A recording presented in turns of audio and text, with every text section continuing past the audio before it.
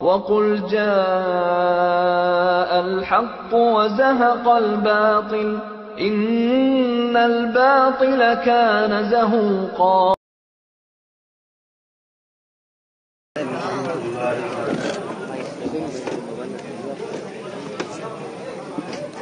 اور بھی دوبارہ تو دیکھنا کرنا ہے اور بھی دوبارہ بڑھایا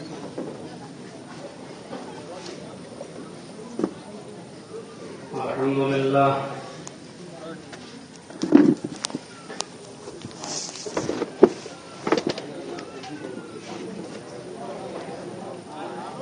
الحمدللہ نحمده ونستعینه ونستغفره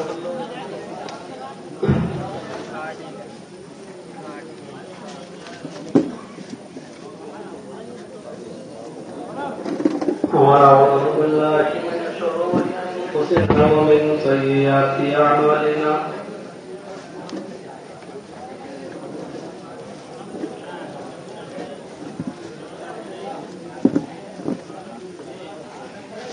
من يهده الله فلا مضل له ومن يضلل فلا هادي له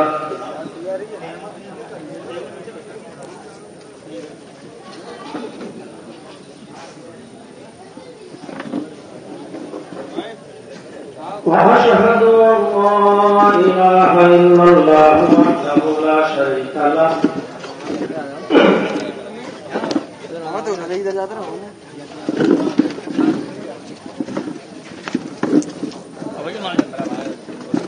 وأشهد أن محمدا عبده ورسوله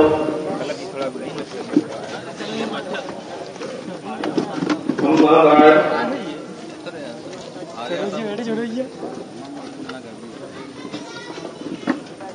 وإن خير الحديث كتاب الله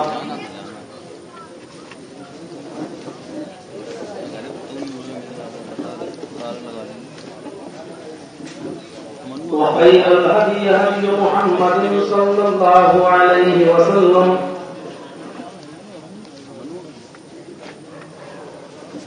وشر الأمور محدثاتها وكل محدثة بدعة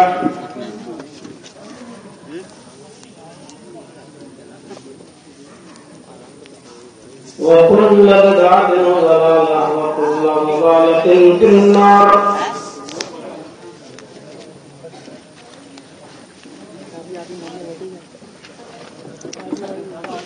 أعوذ بالله من الشيطان الرجيم.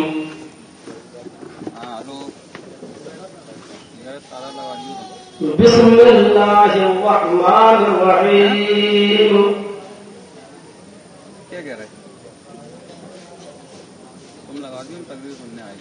ومن الناس من يقول آمنا بالله واليوم الآخر وما هم بمؤمنين.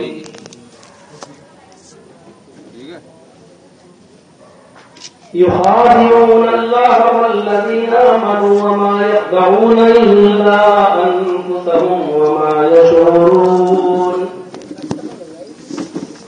في قلوبهم مرض فزادهم الله مرضا ولهم عذاب أليم بما كانوا يكذبون.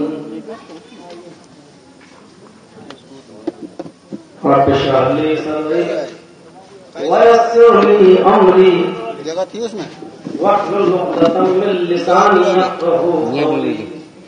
ہم یہ بھی جائیں کیا رہے میری بھی جگہ سو کر رکھی ساتھ میں تین ہے بیٹھے چچر تین بیٹھے چچر بیٹھے جائیں ہر قسم کی حمد و ثنا یہ کو بس نہیں ہے خالی آج سب چھوٹی گاڑیاں لائق اور سزاوار ہے. ابھی دو گاڑیاں ہیں چھوٹی آ رہی ہوں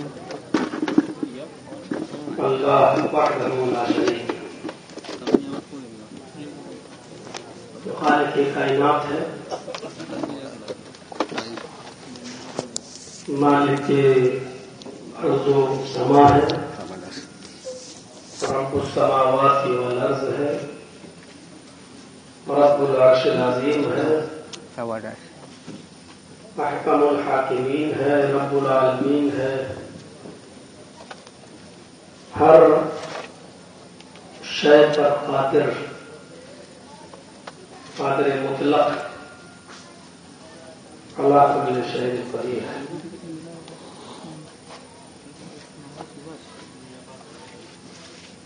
اسی سے ہماری یہ دعا بھی ہے کہ الہ العالمین قیامت کی صبح تک درود و سلام کے بے شمار پھولوں کی بارش فرما.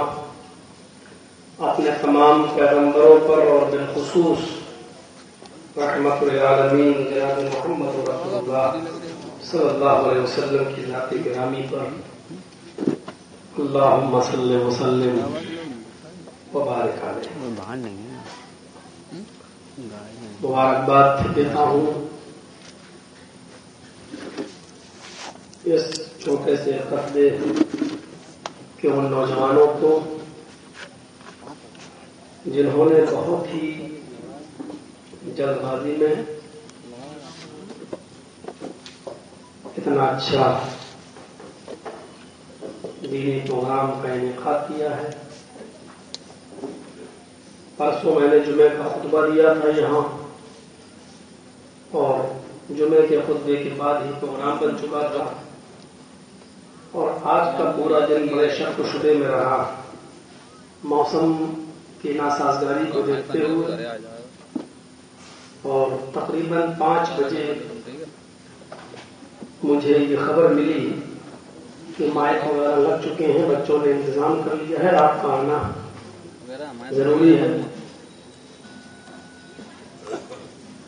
بہرحال اللہ تعالیٰ ان نوجوانوں کو ہمت دے، حوصلہ دے، اور انہوں نے جو جلد بازی میں پروگرام رکھا ہے اللہ تعالیٰ ان کے نیک ارادوں کو پورا فرمائے اور ان کو پورا عظیم عطا فرمائے.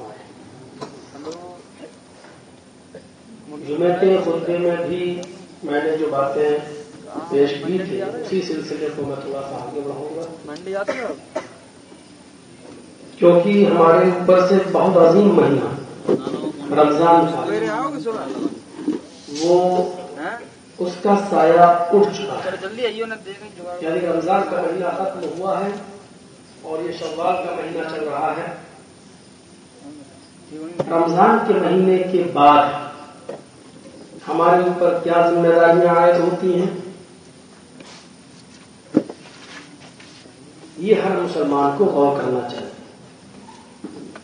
آج میں ایک سوچ، ایک فکر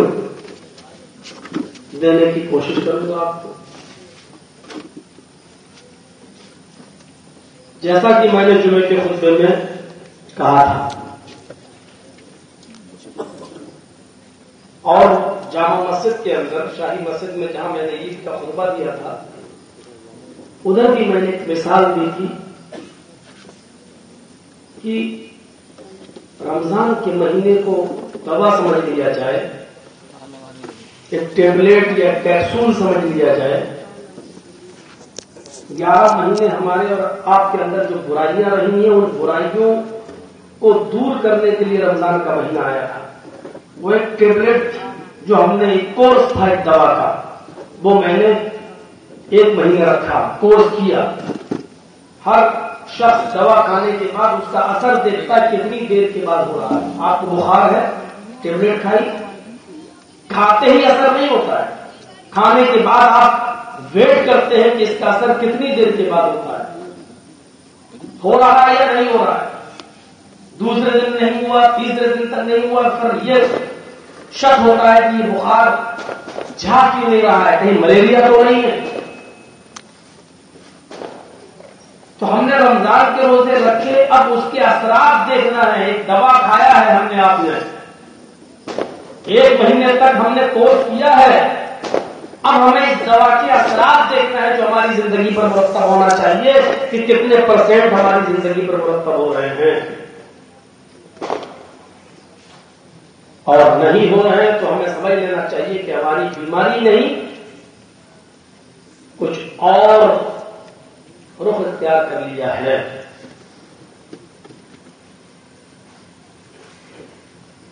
قرآن کی جو آیت میں نے پڑھی ہے سورہ بقرہ کے دوسرے رکوع سے، پہلے آپ اس کے ترجمے پر بھی غور کر لیں گے تو بات آپ کو معلوم ہو جائے گی. یا جتنے ہم اپنے آپ سے شروع کر رہے ہیں، ہم ہیں، ہماری مسجد کے، آپ کی مسجد کے امام صاحب ہیں، حافظ صاحب ہیں، آپ ہیں، حاجی لوگ ہیں، نمازی ہیں، داڑھی والے بھی ہیں، بغیر داڑھی والے بھی ہیں، ہم اور آپ. کسی کو بھی اگر کھڑا کر کے پوچھوں کہ آپ کون ہیں مذہبی اعتبار سے، تو ہر شخص کا جواب ہوگا مسلمان. پوچھا جائے مذہب کیا ہے، سب کا جواب ہوگا اسلام. پوچھا جائے کس نبی کے امت میں ہے، جواب ہوگا محمد رسول اللہ صلی اللہ علیہ وسلم کے. پوچھا جائے تمہاری اسلامی کتاب کیا ہے، جواب ہوگا قرآن. سب کا. لیکن قرآن کی جو آیتیں ابھی ہم نے پڑھی ہیں، آپ کے سامنے تلاوت کی ہیں، وہ ہمیں کچھ اور بتاتی ہیں. کسی سے بھی پوچھے سب کا سوال، سب کا جواب ہوگا مسلمان. وَمِنَ النَّاسِ مَن يَقُولُ آمَنَّا بِاللَّهِ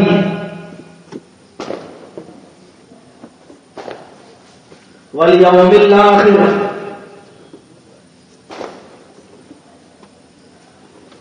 کچھ لوگ تمہیں ایسے ملیں گے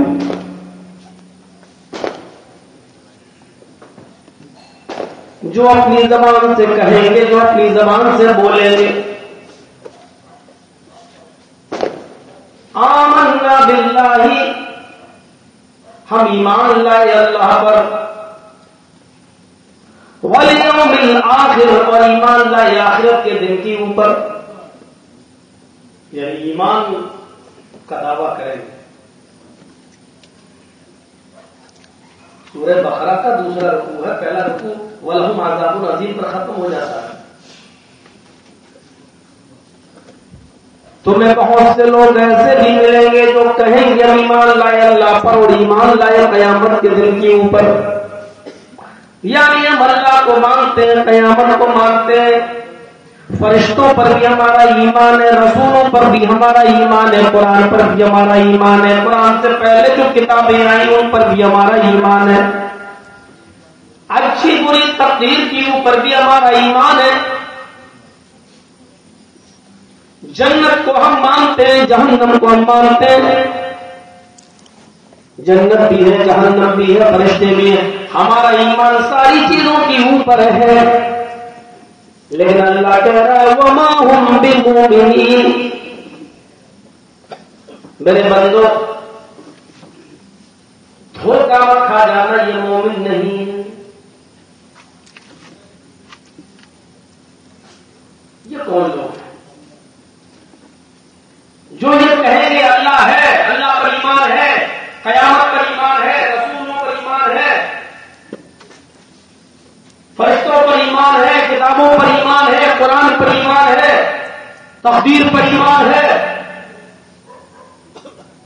سب پر ایمان ہے، جنت جہنم سب پر. لیکن اللہ کہہ رہا وما ہم بمؤمنین، یہ مومن نہیں، صرف زبان سے کہہ رہے ہیں لیکن مومن نہیں. آخر یہ کون لوگ ہیں؟ ہوں گے تو ہم ہی لوگوں میں، یہ الگ سے تو آئیں گے نہیں. پھر یہ کون لوگ ہیں جن کے بارے میں یہ کہا جا رہا ہے کہ یہ مومن نہیں ہے؟ آپ نظر ڈالیں اپنی سوسائٹی پر، اپنے سماج پر، تو آپ کو نظر آئے گا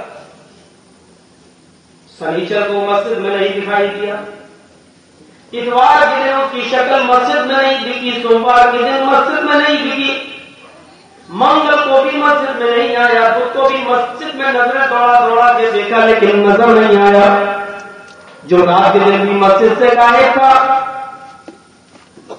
لیکن وہی شخص جو پورے سنیچر سے لے کر جو رات تک مسجد سے غائب تھا، جمعے کے دن نظر دوڑائی تو 10 بجے نہا دھو کر 11 بجے مسجد میں جا کر پہلی صف میں بیٹھا ہوا ہے، اور وہ بھی سعودی عرب کا رومال ڈال کر. لگتا ہے اس سے پکا، اس سے بڑا نمازی سچا مسلمان کوئی ہے ہی نہیں، پہلی سب پہ بیٹھا ہوا ماشاءاللہ 11 بجے سے آیا. اس کو آپ کیا کریں گے اور کس درجے میں رکھیں گے؟ سنیچر غائب، اتوار غائب، سوموار غائب، منگل غائب، بدھ کو نہیں دکھا، جمعرات کو بھی نظر نہیں آئے گا، لیکن جمعے میں بیٹھا ہوا ہے. لیکن مولانا جرجی صاحب آپ کی ہمت نہیں ہے، آپ اس کو کافر کہہ کر دیکھیے، نہیں کر پائیں گے، سماج جینے نہیں دے گا. تم یہ کہہ رہے ہو اللہ والے،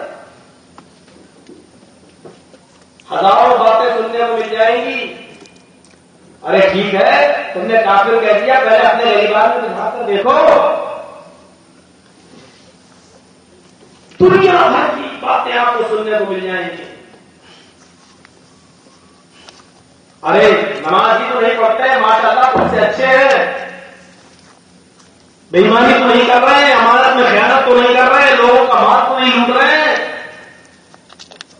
اور اپنی صفائی میں جتنا کہہ سکتا ہے وہ سب کچھ کہہ ڈالے گا. کہیں ایسا تو نہیں کہ اللہ تعالیٰ نے یہ بات ایسے ہی لوگوں کے لیے کہی ہو. وَمِنَ النَّاسِ مَن يَقُولُ آمَنَّا بِاللَّهِ وَالْيَوْمِ الْآخِرِ وَمَا هُمْ بِمُؤْمِنِينَ. لوگوں میں سے کچھ ایسے بھی تمہیں ملیں گے، کچھ ایسے بھی تمہیں نظر آئیں گے جو اپنی زبان سے کہیں گے ہم اللہ پر ایمان لائے، قیامت کے دن کے اوپر ایمان لائے، ہم سب کو مانتے ہیں. وَمَا هُمْ بِمُؤْمِنِينَ، لیکن یہ مومن نہیں. جب مومن نہیں تو جمعے ہی کے دن آ رہا ہے مسجد میں، لیکن ہاتھ کیوں رہا ہے؟ اگر وہ مومن نہیں ہے، مسلمان نہیں، تو چلو ایک ہی دن صحیح، لیکن آ رہا ہے، کیوں آ رہا ہے؟ رکوع تو کر رہا ہے، سجدہ تو کر رہا ہے. امام صاحب کہتے ہیں اللہ اکبر، وہ اللہ اکبر کہہ کر کھڑا ہو جاتا ہے. امام صاحب کہتے ہیں اللہ اکبر، وہ امام صاحب کے ساتھ رکوع میں چلا جاتا ہے. امام صاحب کہتے ہیں سمع اللہ لمن حمدہ، وہ کھڑا ہو جاتا ہے. امام صاحب کہتے ہیں اللہ اکبر، وہ سجدے میں چلا جاتا ہے. امام صاحب کہتے ہیں السلام علیکم ورحمۃ اللہ، وہ نماز سے باہر بھی نکل جاتا ہے، مسجد میں بھی آ رہا ہے. آخر ایسا کیوں؟ آخر ایسا کیوں؟ اگر مومن نہیں تو آ کیوں رہا ہے؟ اللہ اس کا جواب دے رہا ہے، یخادعون اللہ والذین آمنوا. وہ جمعہ ہی کے دن مسجد میں آتا ہے، لیکن کیوں آ رہا ہے؟ اس کا جواب اللہ نے دیا، وہ دھوکہ دے رہا ہے اللہ. یخادعون اللہ، وہ اللہ کو دھوکہ دے رہا ہے. والذین آمنوا، مومنوں کو دھوکہ دے رہا ہے. جو سچا مومن ہے وہ دھوکے میں نہیں آئے گا، لیکن ہم جیسے لوگ دھوکے میں آ جائیں گے. میرے بغل میں کھڑا ہو گیا جمعے کے دن نماز پڑھتے پڑھتے اللہ اکبر، میں 5 ٹائم کا نمازی، میرے بغل میں یہ کھڑا ہو گیا ہے. میں 5 وقت کی نماز پڑھتا ہوں، کبھی جماعت بھی میری نہیں چھوٹتی ہے، فجر میں بھی سردی میں اٹھ جاتا ہوں، تب ہم مسلمان ہیں. 5 وقت نماز پڑھتا ہوں، سردی میں بھی اٹھتا ہوں، تب ہم مسلمان ہیں. اور یہ صرف جمعے کے دن مسجد میں آتا ہے، یہ بھی مسلمان ہے. یار اگر پورے ہفتے نماز نہ پڑھوں، صرف جمعے کے دن نماز پڑھنے پر بھی اگر اسلام میرا باقی ہے، ایمان میرا باقی ہے، تب بھی ہم مسلمان ہیں، تو ہمیں پورے ہفتے مسجد میں جانے کی کیا ضرورت ہے؟ نہیں جائیں گے. ارے یار جمعے کے دن نماز پڑھنے والا بھی مسلمان ہے، ہم 5 ٹائم کی نماز پڑھ رہے ہیں، پھر مسلمان ہے. تو جب مسلمان ایک وقت کی نماز پڑھنے پر بھی ہو رہا ہے، تو پھر مجھے پورے ہفتے اور سردیوں میں فجر میں اٹھنے کی کیا ضرورت ہے؟ جو کمزور ایمان والا ہوگا کہے نہیں ہے، وہ تو حج کر کے آیا ہے اور وہ بھی صرف جمعے کی دن نماز پڑھ رہا، تو ہم بھی جمعے کی دن پڑھیں.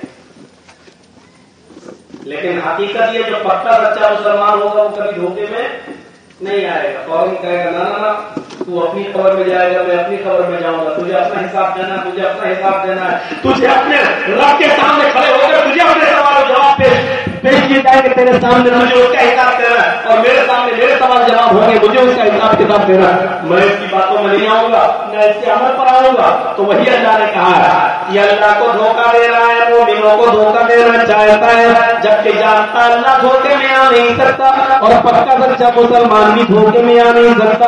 وما يخدعون ينفعون إلا أنفسهم، ایسا وہ اللہ کو نہیں، مومنوں کو نہیں، اپنے آپ کو وہ دھوکہ دے رہا ہے، اپنے آپ کو دھوکہ دے رہا ہے۔ وہ سمجھ رہا ہے کہ یہ لوگ ہمیں اپنا جیسا سمجھ رہے ہیں مسلمان، آدھی نمازی پانچوں ٹائم کے بیچارے یہ مجھے مسلمان سمجھ، یہ سمجھ رہا ہے کہ دھوکے میں، لیکن وہ دھوکے میں نہیں ہے، کیونکہ وہ تو صاف کہہ چکے تیرا عمل تیرے ساتھ، میرا عمل میرے ساتھ، لکم اعمالکم ولنا اعمالنا، ہمارے اعمال ہمارے ساتھ، تمہارے اعمال تمہارے ساتھ، تم جیسا کرو گے ویسا بھرو گے، ہم جیسا کریں گے ویسا بھریں گے۔ تو حقیقت یہ ہے کہ مومنوں کو نہیں بلکہ اپنے آپ کو دھوکہ دے رہا ہے، اپنے آپ کو۔ ایسے لوگوں کی پہچان بتائیے، اللہ تعالیٰ نے کیا بتائی ہے؟ اذا لقوا الذين آمنوا قالوا آمنا واذا خلوا الى شياطينهم قالوا انما معكم، ایسے لوگوں کی سب سے بڑی پہچان یہ ہے، یہ منافقوں کی، شیطانوں کی سب سے بڑی پہچان کیا ہے؟ اذا لقوا الذين آمنوا قالوا آمنا، جب یہ مومنوں کے پاس آتے، مسجدوں میں جاتے، جب ان سے ملاقات کرتے، محفلوں میں آتے، جب ان سے ملاقات کرتے، کہتے ہم تو تمہارے ساتھ ہیں، آمنا، ہم تو مومن ہیں، تمہارے بھائی ہیں، تم کلمہ پڑھتے ہو، ہم بھی کلمہ پڑھتے ہیں، تم لا الہ الا اللہ محمد رسول اللہ کے قائل ہو، ہم بھی لا الہ الا اللہ محمد رسول اللہ پڑھتے ہیں، ہم تو تمہارے ساتھ ہیں۔ ہفتے میں اور جب یہ اپنے شیاطین اور چیلوں چپاٹوں دوستوں کے پاس جاتے ہیں، جب اپنے چیلے چپاٹوں کے پاس جاتے ہیں تو کہتے ہیں وَإِذَا خَلَوْا إِلَىٰ شَيَاطِينِهِمْ قَالُوا إِنَّ مَعَكُمْ، جب یہ اپنے چیلے چپاٹوں کے پاس جاتے ہیں تو کہتے ہیں ہم تو تمہارے ساتھ ہیں۔ ہم تو ہفتے میں ایک دن چلے جاتے ہیں نماز پڑھنے کے لیے، لین دین، کھانا پینا، اٹھنا بیٹھنا، لیٹنا سونا، جاگنا، گھومنا، کاروبار، بزنس، یہ ساری چیزیں تم تمہارے ساتھ کر رہے ہیں۔ بتائیے، مجھے تو پورا یقین ہے کہ اللہ تعالیٰ نے یہ ہم ہی لوگوں کے بارے میں قرآن کی آیت اتاری، اور کون ہے؟ سب کچھ کہیں گے لیکن مومن نہیں۔ ان کی بڑی بڑی داڑیاں دیکھ کر دھوکہ مت کھا جانا، ان کی پیشانیوں پر ٹیکے دیکھ کر دھوکہ نہ کھا جانا۔ وما هم بمؤمنین، یہ مومن نہیں ہے۔ ان کی میٹھی میٹھی گفتگو سن کر دھوکہ نہ کھا جانا، یہ مومن نہیں ہے، یہ اللہ کو دھوکہ دینا چاہتے ہیں، مومنوں کو دھوکہ دینا چاہتے ہیں۔ حقیقت یہ ہے کہ اپنے آپ کو دھوکہ دے رہے ہیں۔ فی قلوبہم مرض فزادہم اللہ مرضا، ان کے دلوں میں شک کی بیماری ہے، ان کے دلوں میں شک کی بیماری ہے، پس اللہ نے ان کی بیماری کو اور بڑھا دیا۔ یہ اصول ہے اللہ کا۔ چور جب چوری کرتا ہے تو اللہ پھر اور بڑا چور بنا دیتا ہے۔ انسان سدھرنے کی کوشش کرتا ہے، اللہ اس کو ولی اللہ بنا دیتا ہے، اللہ اس کو ولی اللہ میں اس کا شمار کرا دیتا ہے۔ تم اپنے آپ کو بدلنے کی کوشش کرو، ہم تمہیں بدلیں گے۔ لیس للانسان الا ما سعى، انسان جس چیز کی کوشش کرتا ہے ہم اس کو اسی کوشش پر لگا دیتے ہیں۔ ان اللہ لا یغیر ما بقوم حتى یغیروا ما بانفسهم، اللہ نے آج تک اس قوم کی حالت نہیں بدلی، نہ ہو جس کو خود خیال آ اپنی حالت یہ بدلنے کا۔ لوگ جب تک اپنے آپ کو بدلنے کی کوشش نہیں کرتے اللہ بھی نہیں بدلتا۔ ان کے دلوں میں شک کی بیماری ہے، پتہ نہیں جنت ہے بھی یا نہیں۔ مولانا لوگ کہتے ہیں جنت ملے گی، پتہ نہیں ملے گی بھی کہ نہیں ملے گی، پتہ نہیں جہنم ہے بھی یا نہیں، مرو گے قبر میں عذاب ہوگا، پتہ نہیں ہوگا بھی کہ نہیں ہوگا۔ ہم تو روز قبرستان کے پاس سے گزرتے ہیں، کبھی کسی کے چیخنے کی آواز نہیں سنتے، مریں گے تب دیکھا جائے گا۔ فی قلوبہم مرض، ان کے دلوں میں شک کی بیماری ہے، اللہ نے اور بڑھا۔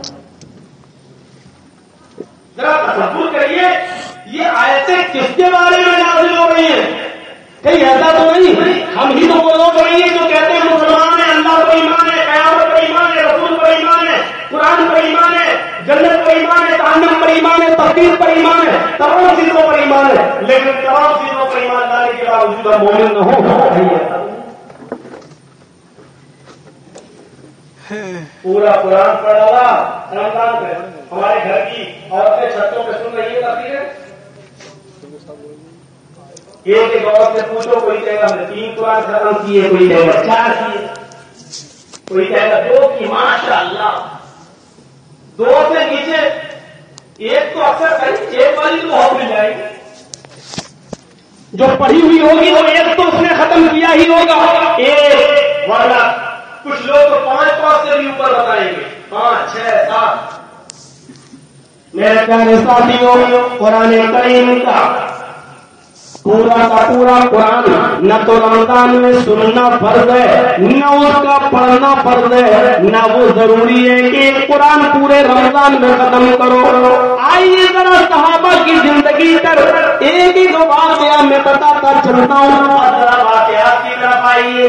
وہ کون سی زندگی تھی اور ایمان کے کون سے اثرات ان کی زندگی پر مرتب ہو رہے ہیں.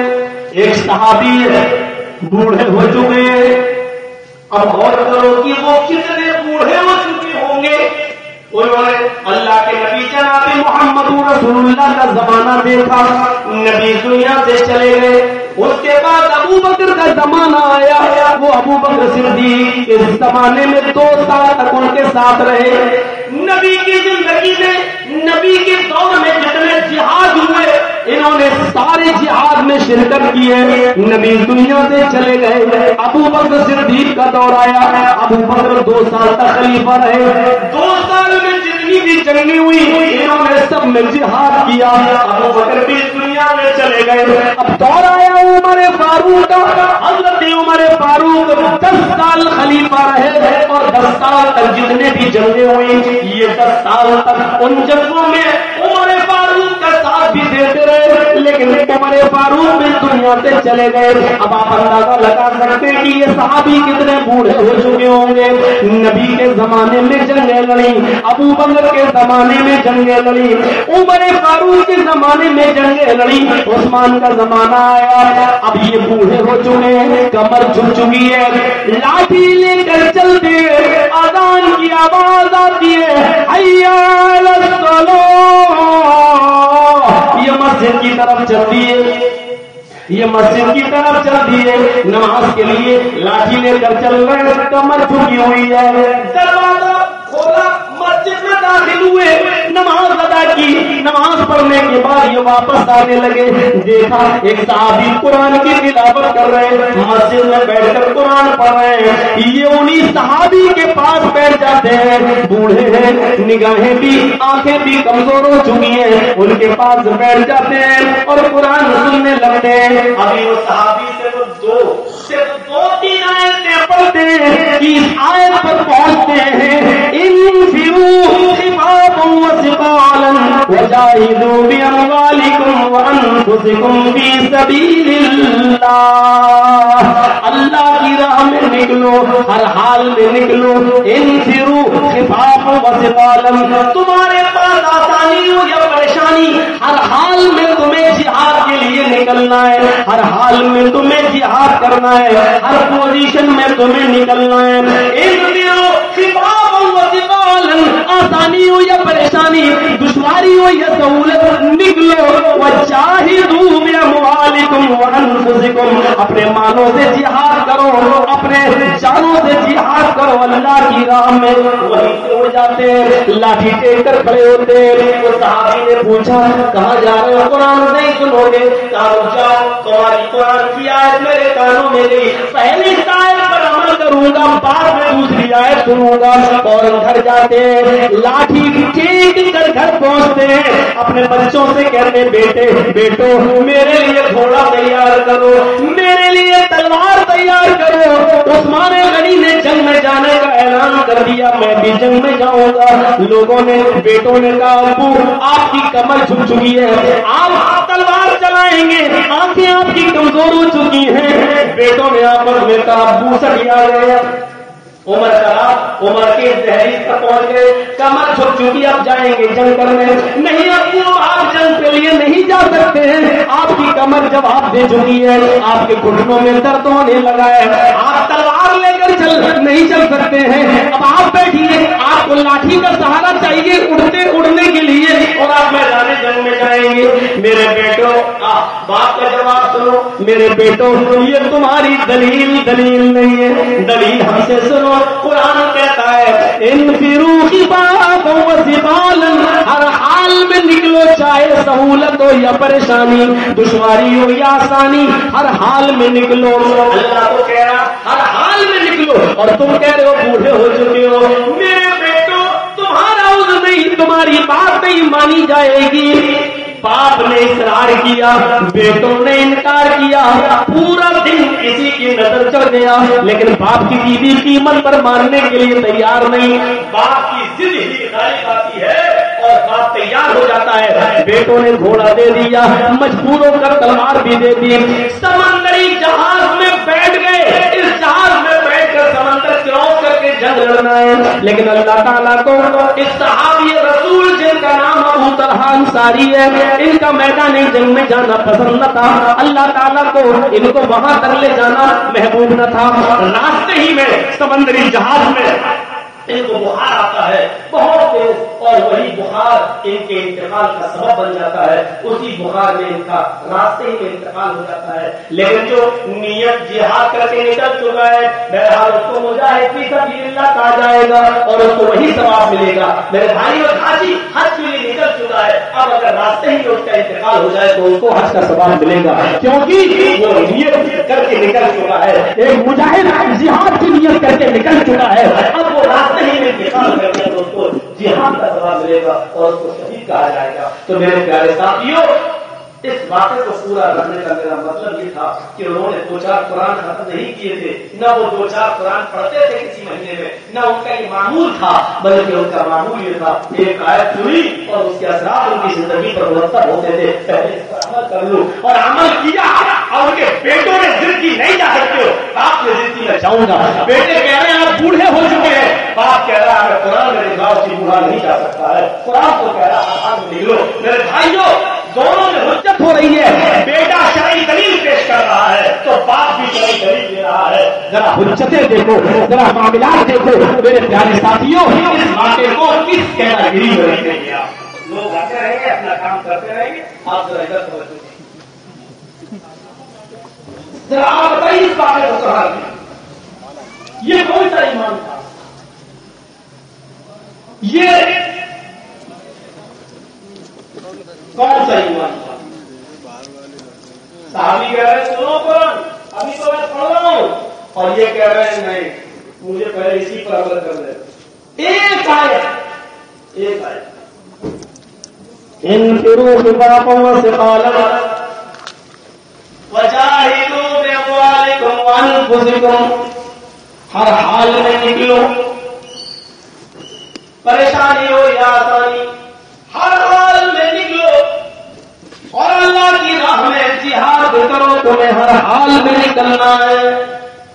اور یہ کون سا ایمان تھا؟ میرے بھائیوں, سننا بہت آسان ہے, ابھی سن لو 1 گھنٹہ 2 گھنٹہ پوری تقریر, لیکن ہم اور آپ غور تو کریں, اس کو ہم ایمان کے کون سے درجے میں رکھیں گے, اور ہمارے پاس جو ایمان ہے وہ کون سے درجے کا ایمان ہے. پرسنٹیج کے لحاظ سے بتائیے, کس ایمان کو ایک طرف رکھیے اور ہم اپنے ایمان کو ایک طرف رکھیں. چلو ترازو کے پلڑے میں ہم کس ایمان کو ایک طرف رکھتے ہیں اور اپنا ایمان ایک طرف رکھتے ہیں, اور پھر ذرا ترازو کا پلڑا اٹھاتے ہیں, تو آپ کو معلوم ہے کہ اس ایمان کا پلڑا کتنا جھکے گا اور ہمارا پلڑا کتنا اٹھے گا. پرسنٹیج کے لحاظ سے کیا 1% بھی ہم یہ کہہ سکتے ہیں کہ ہمارے پاس ویسا ایمان ہے؟ کہاں کس درجے میں ہم رکھیں گے؟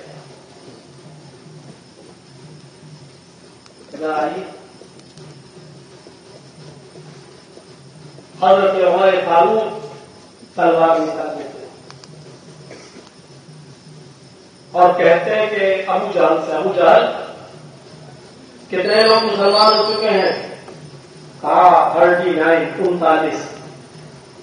غصے میں کہا کہ اب 40واں آدمی مسلمان نہیں ہونے دوں گا. آئے ابو جہل نوٹ کرو, ابو جہل نے کہا کیا بات ہے، آج تو بہت غصے میں نظر آ رہے ہو. کہا جڑ ہی کو کاٹ کے پھینک دیتا ہوں، یعنی اسلام کی جو جڑ ہے محمد رسول اللہ، انہیں کی جڑ میں اڑا دیتا ہوں. آج جا کر کام تمام کر دیتا ہوں، نہ رہے گا بانس نہ بجے گی بانسری. ابو جہل خوش ہے، جاؤ میرا تو بھتیجا ہے، تم جاؤ. عمر نکل جاتے ہیں. چھوٹے چھوٹے بچوں کی واقعہ بہت بار سنا ہوگا، ذرا سنیے ہم سے، ایمان پالا دیجیے. عمر ابھی کافر ہیں، کیا پورا قرآن سنے تھے ایمان لانے کے لیے؟ دل کی دنیا کیسے بدل گئی؟ نکلے، تلوار میان سے باہر ہے، تلوار سے باہر ہے، اور جا رہے غصے میں. وہاں ایک مسلمان صحابی نکلے، دیکھا عمر آنکھیں چڑھی ہوئی ہیں، چہرے پہ شکن نہیں اور غصے میں ہے، تو پوچھ ہی لیا، ارے عمر اتنے غصے میں کہاں جا رہے ہو؟ حضرت عمر نے جواب دیا، تمہارے سردار کی، تمہارے فوج کی گردن اڑانے کے لیے. بس بہت ہو چکا ہے، پانی پہنچ کر چکا ہے. محمد نے 39 لوگوں کو مسلمان کر دیا، 40 بار ہی ہونے دوں گا، گردن اڑا دوں گا. وہ سمجھ گئے عمر جو کہتا ہے وہ کرتا ہے. تو فوراً رخ موڑنے کے لیے فرمایا. اس صحابی نے، ارے محمد رسول اللہ کی خبر بعد میں لینا، تمہیں کل کی خبر معلوم ہے؟ کہا کیا ہے؟ کہ کل تمہاری بہن فاطمہ اور تمہارے بہنوئی سعید بھی ایمان لا چکے ہیں، وہ بھی محمد رسول اللہ کے ہاتھ پر مسلمان ہو چکے ہیں. حضرت عمر کا غصہ اور بڑھ جاتا ہے اور صحابی سے کہتے ہیں، اگر یہ بات غلط نکلی، میری بہن اور میرے بہنوئی اگر مسلمان نہیں ہوئے، اگر یہ بات غلط نکلی تو پھر تو تیار رہنا، تیری گردن میں نہیں چھوڑوں گا، تیری گردن کو تن سے اڑا دوں گا. کہا ٹھیک ہے، آپ میری گردن اڑا دینا اگر یہ بات غلط ہو. انہوں نے وہیں سے رخ موڑ لیا، گلی چینج کر لی.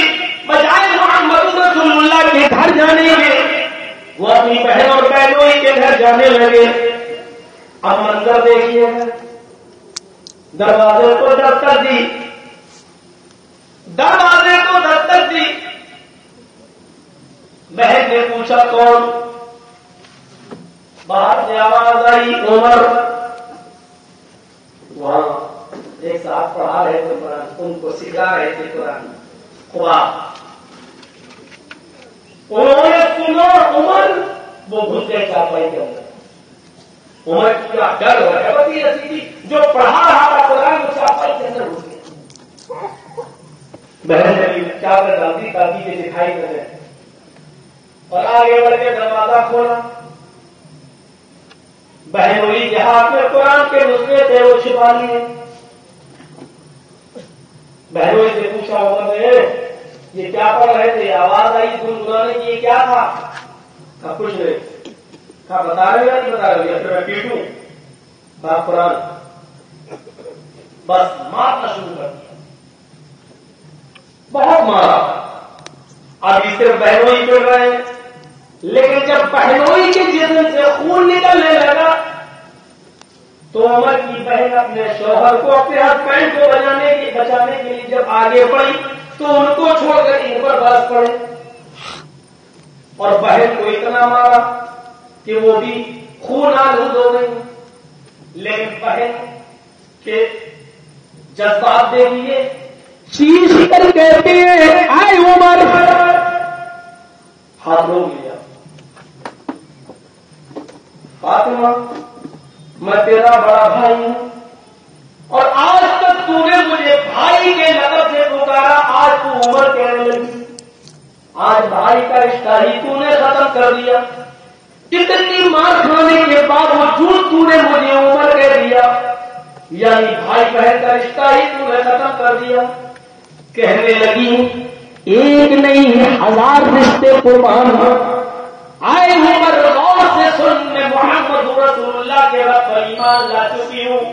اس قرآن کو میں نے دل و جان سے تسلیم کر لیا ہے، اور اب میرا آرڈر سن، میرا فرمان سن، اے عمر اب تو اٹھا تلوار اور مجھے مار. یہ کوڑوں سے کیا مارتا ہے؟ اس نے عمر کی تلوار نکالی اور عمر کے منہ پہ دے ماری. لے اس سے مجھے کاٹ، میری گردن کاٹ. حدیث کی بات کتابیں یہاں تک کہتی ہیں کہ بہن نے کہا کہ تو میرے ٹکڑے ٹکڑے کر ڈال. حدیث کی کچھ اور کتابیں کہتی ہے بہن نے یہ بھی کہا کہ تو میری گوشت کی بوٹیاں بوٹیاں کر دے. حدیث کی کچھ کتابیں یہ بھی کہتی ہیں کہ عمر کی بہن فاطمہ چیخ کر بولی اے عمر ان بوٹیوں کو اور میرے گوشت کے ان ٹکڑوں کو تو کتوں کو بھی ڈال دے. مجھے یہ سب منظور ہے لیکن رب پر ایمان لا چکی ہوں، اس سے پھر جاؤں یہ مجھے منظور نہیں ہے، یہ میں دوبارہ نہیں کر سکتی، اب تیری مرضی. اتنا سننا تھا، اتنا سننا تھا. عمر نے تلوار روکی. اچھا ٹھیک ذرا وہ لاؤ قرآن کیا پڑھ رہی تھی، میں بھی تو دیکھوں، مجھے بھی تو پڑھ کے بتاؤ کیا ہے. ادھر لاؤ. بہن بولی عمر تو اس وقت نجس ہے، ناپاک ہے، پہلے غسل کر. حدیث کی کچھ کتابیں کہتی ہیں بہن نے کہا کہ پہلے وضو کر. اب عمر نے غسل کیا یا وضو کیا، دونوں روایتیں آتی ہیں اور دونوں صحیح ہیں. غسل کیا یا وضو کیا اور پھر آئے. اور بعض محدثین نے لکھا ہے کہ انہوں نے غسل کرنے کو یا وضو کرنے کے لیے اس لیے نہیں کہا تھا کہ عمر ناپاک ہے، بلکہ اس لیے کہا تھا کیونکہ وہ غصے میں کہیں قرآن ہاتھ میں دیتی تو کہیں اٹھا کر پٹک نہ دیتے غصے میں، اس لیے میں نے ان کو غسل فاطمہ نے غسل کے لیے کیا تھا تاکہ پانی جب پڑے گا تو ان کا غصہ ٹھنڈا ہو جائے گا. یہ بھی وصیت ہو سکتی ہے. بہرحال انہوں نے غسل یا وضو کیا اور اس کے بعد عمر کے ہاتھ میں انہوں نے قرآن پڑھا دیا. عربی زبان سے واقف تو صحیح قرآن کی 2 یا 3 آیتیں پڑھی تھی.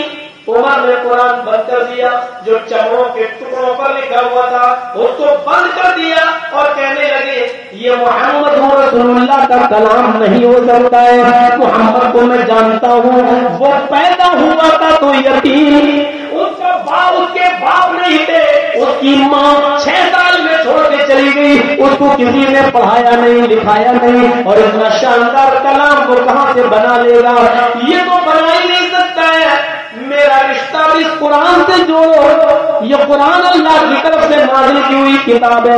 اے میری بہن مجھے بھی اس کتاب سے جڑنا ہے، مجھے محمد رسول اللہ کے پاس لے کر چلو، میں ایمان لانے کے لیے تیار ہوں. چارپائی کے نیچے جو خواب گھسے تھے وہ فوراً ہو آئے. اب نکلے کہتے ہیں ارے یہ تو بہت اچھی بات ہے. حضرت عمر کے پیچھے مڑ کے دیکھو تم کب آئے؟ تو میں تو سب سے پہلے میں ہی آیا تھا. جب سنا کہ عمر تمہیں اندر گھس گیا، اب آپ ایمان لانا چاہتے ہیں تو میں آپ کو خوشخبری سناؤں. کہا کیا خوشخبری؟ کہا میں پرسوں محمد رسول اللہ کے پاس تھا، ایک صحابی کو بہت مارا تھا کافروں نے، بہت زیادہ مارا، ان کی جسم کی چمڑی ادھر گئی. تب انہوں نے اس کا حال دیکھا تھا اور رو رہے تھے اور اس کو صبر کی تلقین کر رہے تھے. اور اسی وقت اللہ کے نبی کے ہاتھ اٹھے تھے. اے عمر میں نے محمد رسول اللہ کو پرسوں یہ دعا مانگتے ہوئے سنا کہ اللہ کے نبی کے 2 ہاتھ آسمان کی طرف اٹھے، رفع الیہ السماء، آسمان کی طرف نبی نے اپنے ہاتھ اٹھائے ہوئے تھے اور یہ کہہ رہے تھے اللہم ایّد الاسلام بعمر بن الخطاب، اللہم ایّد الاسلام بعمر بن الخطاب، اللہم ایّد الاسلام بعمر بن الخطاب. اے اللہ اسلام کمزور ہے، اے اللہ یہ لوگ مار کھا رہے ہیں، میرے ساتھی مار کھا رہے ہیں، اے اللہ اسلام مضبوط نہ ہوگا جب تو مجھے عمر دے دے گا. اے اللہ تو مجھے عمر دے دے، اے اللہ عمر کو مسلمان بنا دے، اے اللہ عمر کو اسلام کا کلمہ پڑھا دے.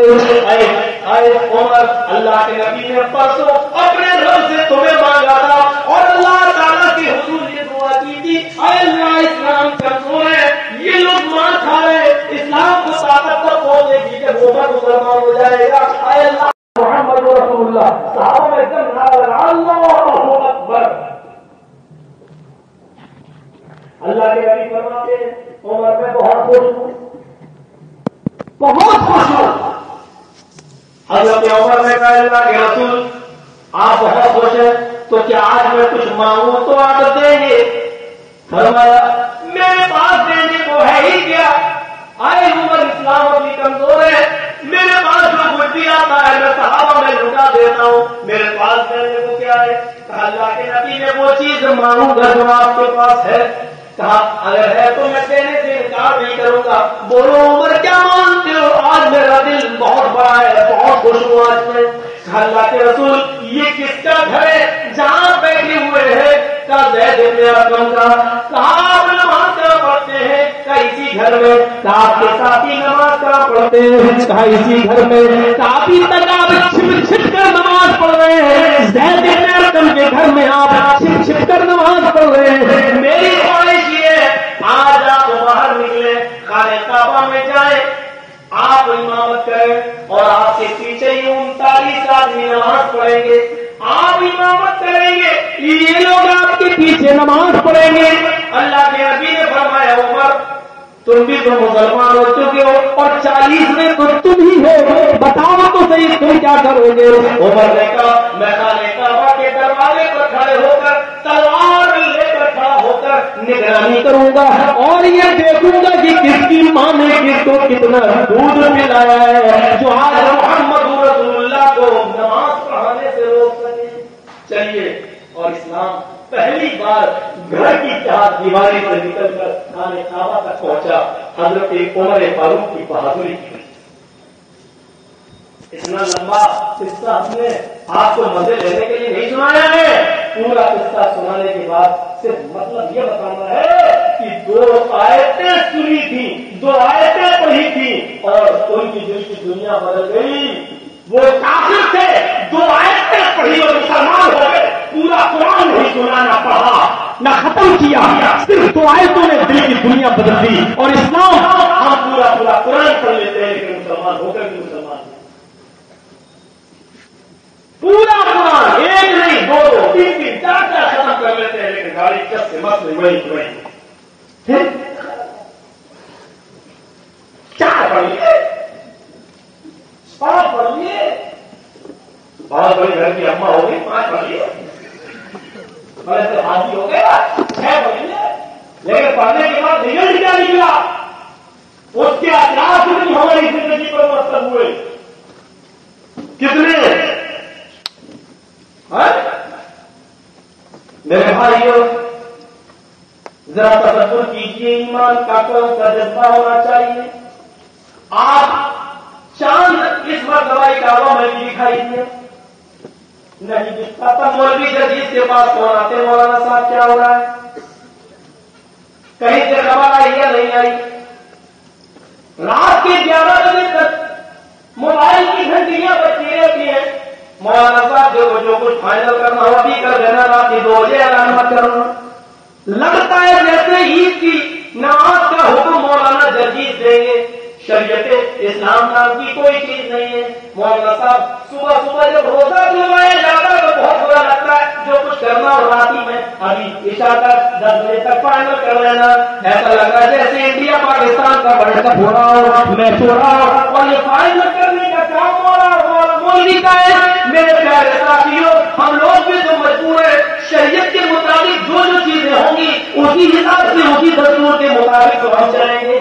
رات کے اگر 3 بجے ہمارے پاس خبر آئے گی کہ فلاں جگہ کوئی آدمی کہہ رہا میں نے اپنی آنکھ سے چاند دیکھا ہے، وہ روئے تو مانی جائے گی یا نہیں مانی جائے گی، کلومیٹر کتنا ہے، مسئلہ کتنا ہے، پھر مسئلہ ایک ہے یا نہیں ہے، ان تمام چیزوں پر غور کرنے کے بعد اگر یقین ہوگا اور سامنے والا آدمی موحد ہے، نمازی ہے، داعی والا ہے اور باقاعدہ ماشاءاللہ آدمی ہے، اس کی گواہی ماننے کے لائق ہے، تب جا کر مولانا جدید 3 بجے اعلان کریں گے لو صاحب 3 بجے 2-3 साल पहले का रिकॉर्ड उठा कर देखो। बोली साहब बताइए, रात में हैरान हो गया शहरी करो। आप बताइए, हमने शहरी का इंतजाम भी नहीं किया था। हमने कहा मेरी गलती हो गई, एक किलो सबके घर में नामकोश भी भेज देना चाहिए था। ये मेरी गलती हो गई। मेरे प्यारे साथियों, जरा गौर करो कि तुम्हारी चोटें कितनी आसानी से चल जाती हैं। लेकिन ये तो तसव्वुर कीजिए कि अल्लाह के नबी जनाब मुहम्मद रसूलुल्लाह का दौर याद करो। सब रोजे से हैं, असर की नमाज भी पढ़, ज़ोहर की नमाज भी पढ़ चुके हैं।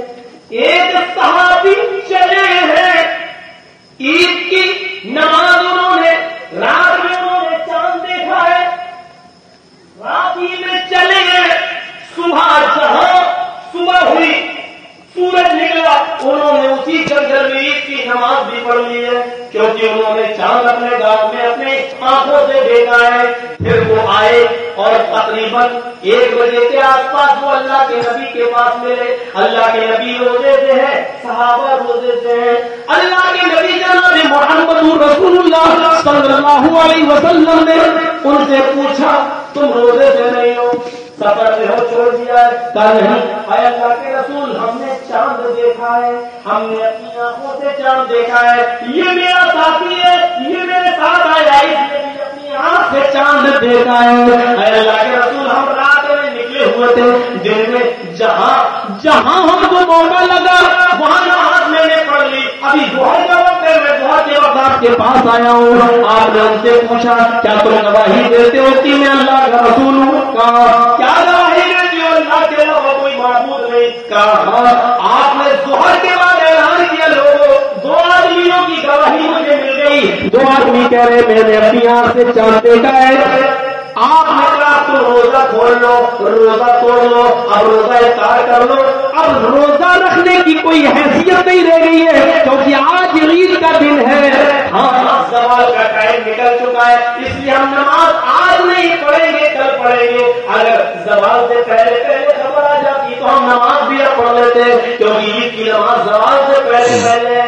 अब सवाल का टाइम निकल चुका है, रोजा तो आज खोल लिया जाएगा, लेकिन नमाज कल पढ़ी जाएगी। और किसी सहाबी ने छू नहीं किया, अल्लाह के रसूल रोजा तोड़े, नहीं हमने रख लिया है, अब तोड़ने में अच्छा नहीं लग रहा है। मेरे भाइयों, नबी का हुक्म आते ही सहाबा रोजा खोल लिया करते थे, नमाज अगले दिन पढ़ लिया करते थे। ये उस दौर की बात है जब साइंस ने फिक्र की नहीं की थी। अब तो खबरें घर बैठे बैठे मिल जाती हैं। अब तो फौरन पता चल जाता है, पटना में चांद हुआ, कलकत्ता में हुआ, अभी तो आपके यहाँ हो गया, इसमें कोई परेशानी का सामना नहीं करना पड़ा। तसव्वुर कीजिए, बात मेरी यहाँ से निकली थी मेरे भाइयों की, हमने ईद का चांद देखा और मार्केट का दौरा करके देखा तो लोग कोई बनियान खरीद रहे हैं, कोई लुंगी खरीद रहा है, कोई नया कुर्ता और पैजामा।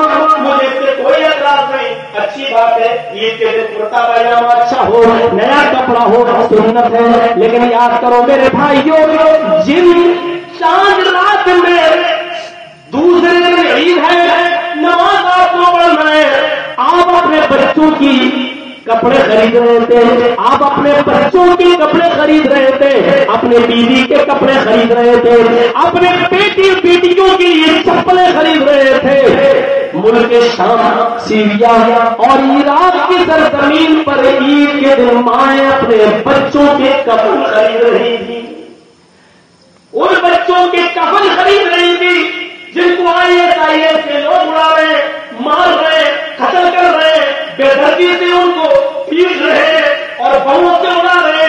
मेरे भाई, जो ईद का दिन तो खुशी का दिन है, लेकिन इसका ये मतलब नहीं कि हम उनके लिए दुआ भी न कर सकें। मेरे भाइयों, हमें ये भी चीज सामने रखना चाहिए।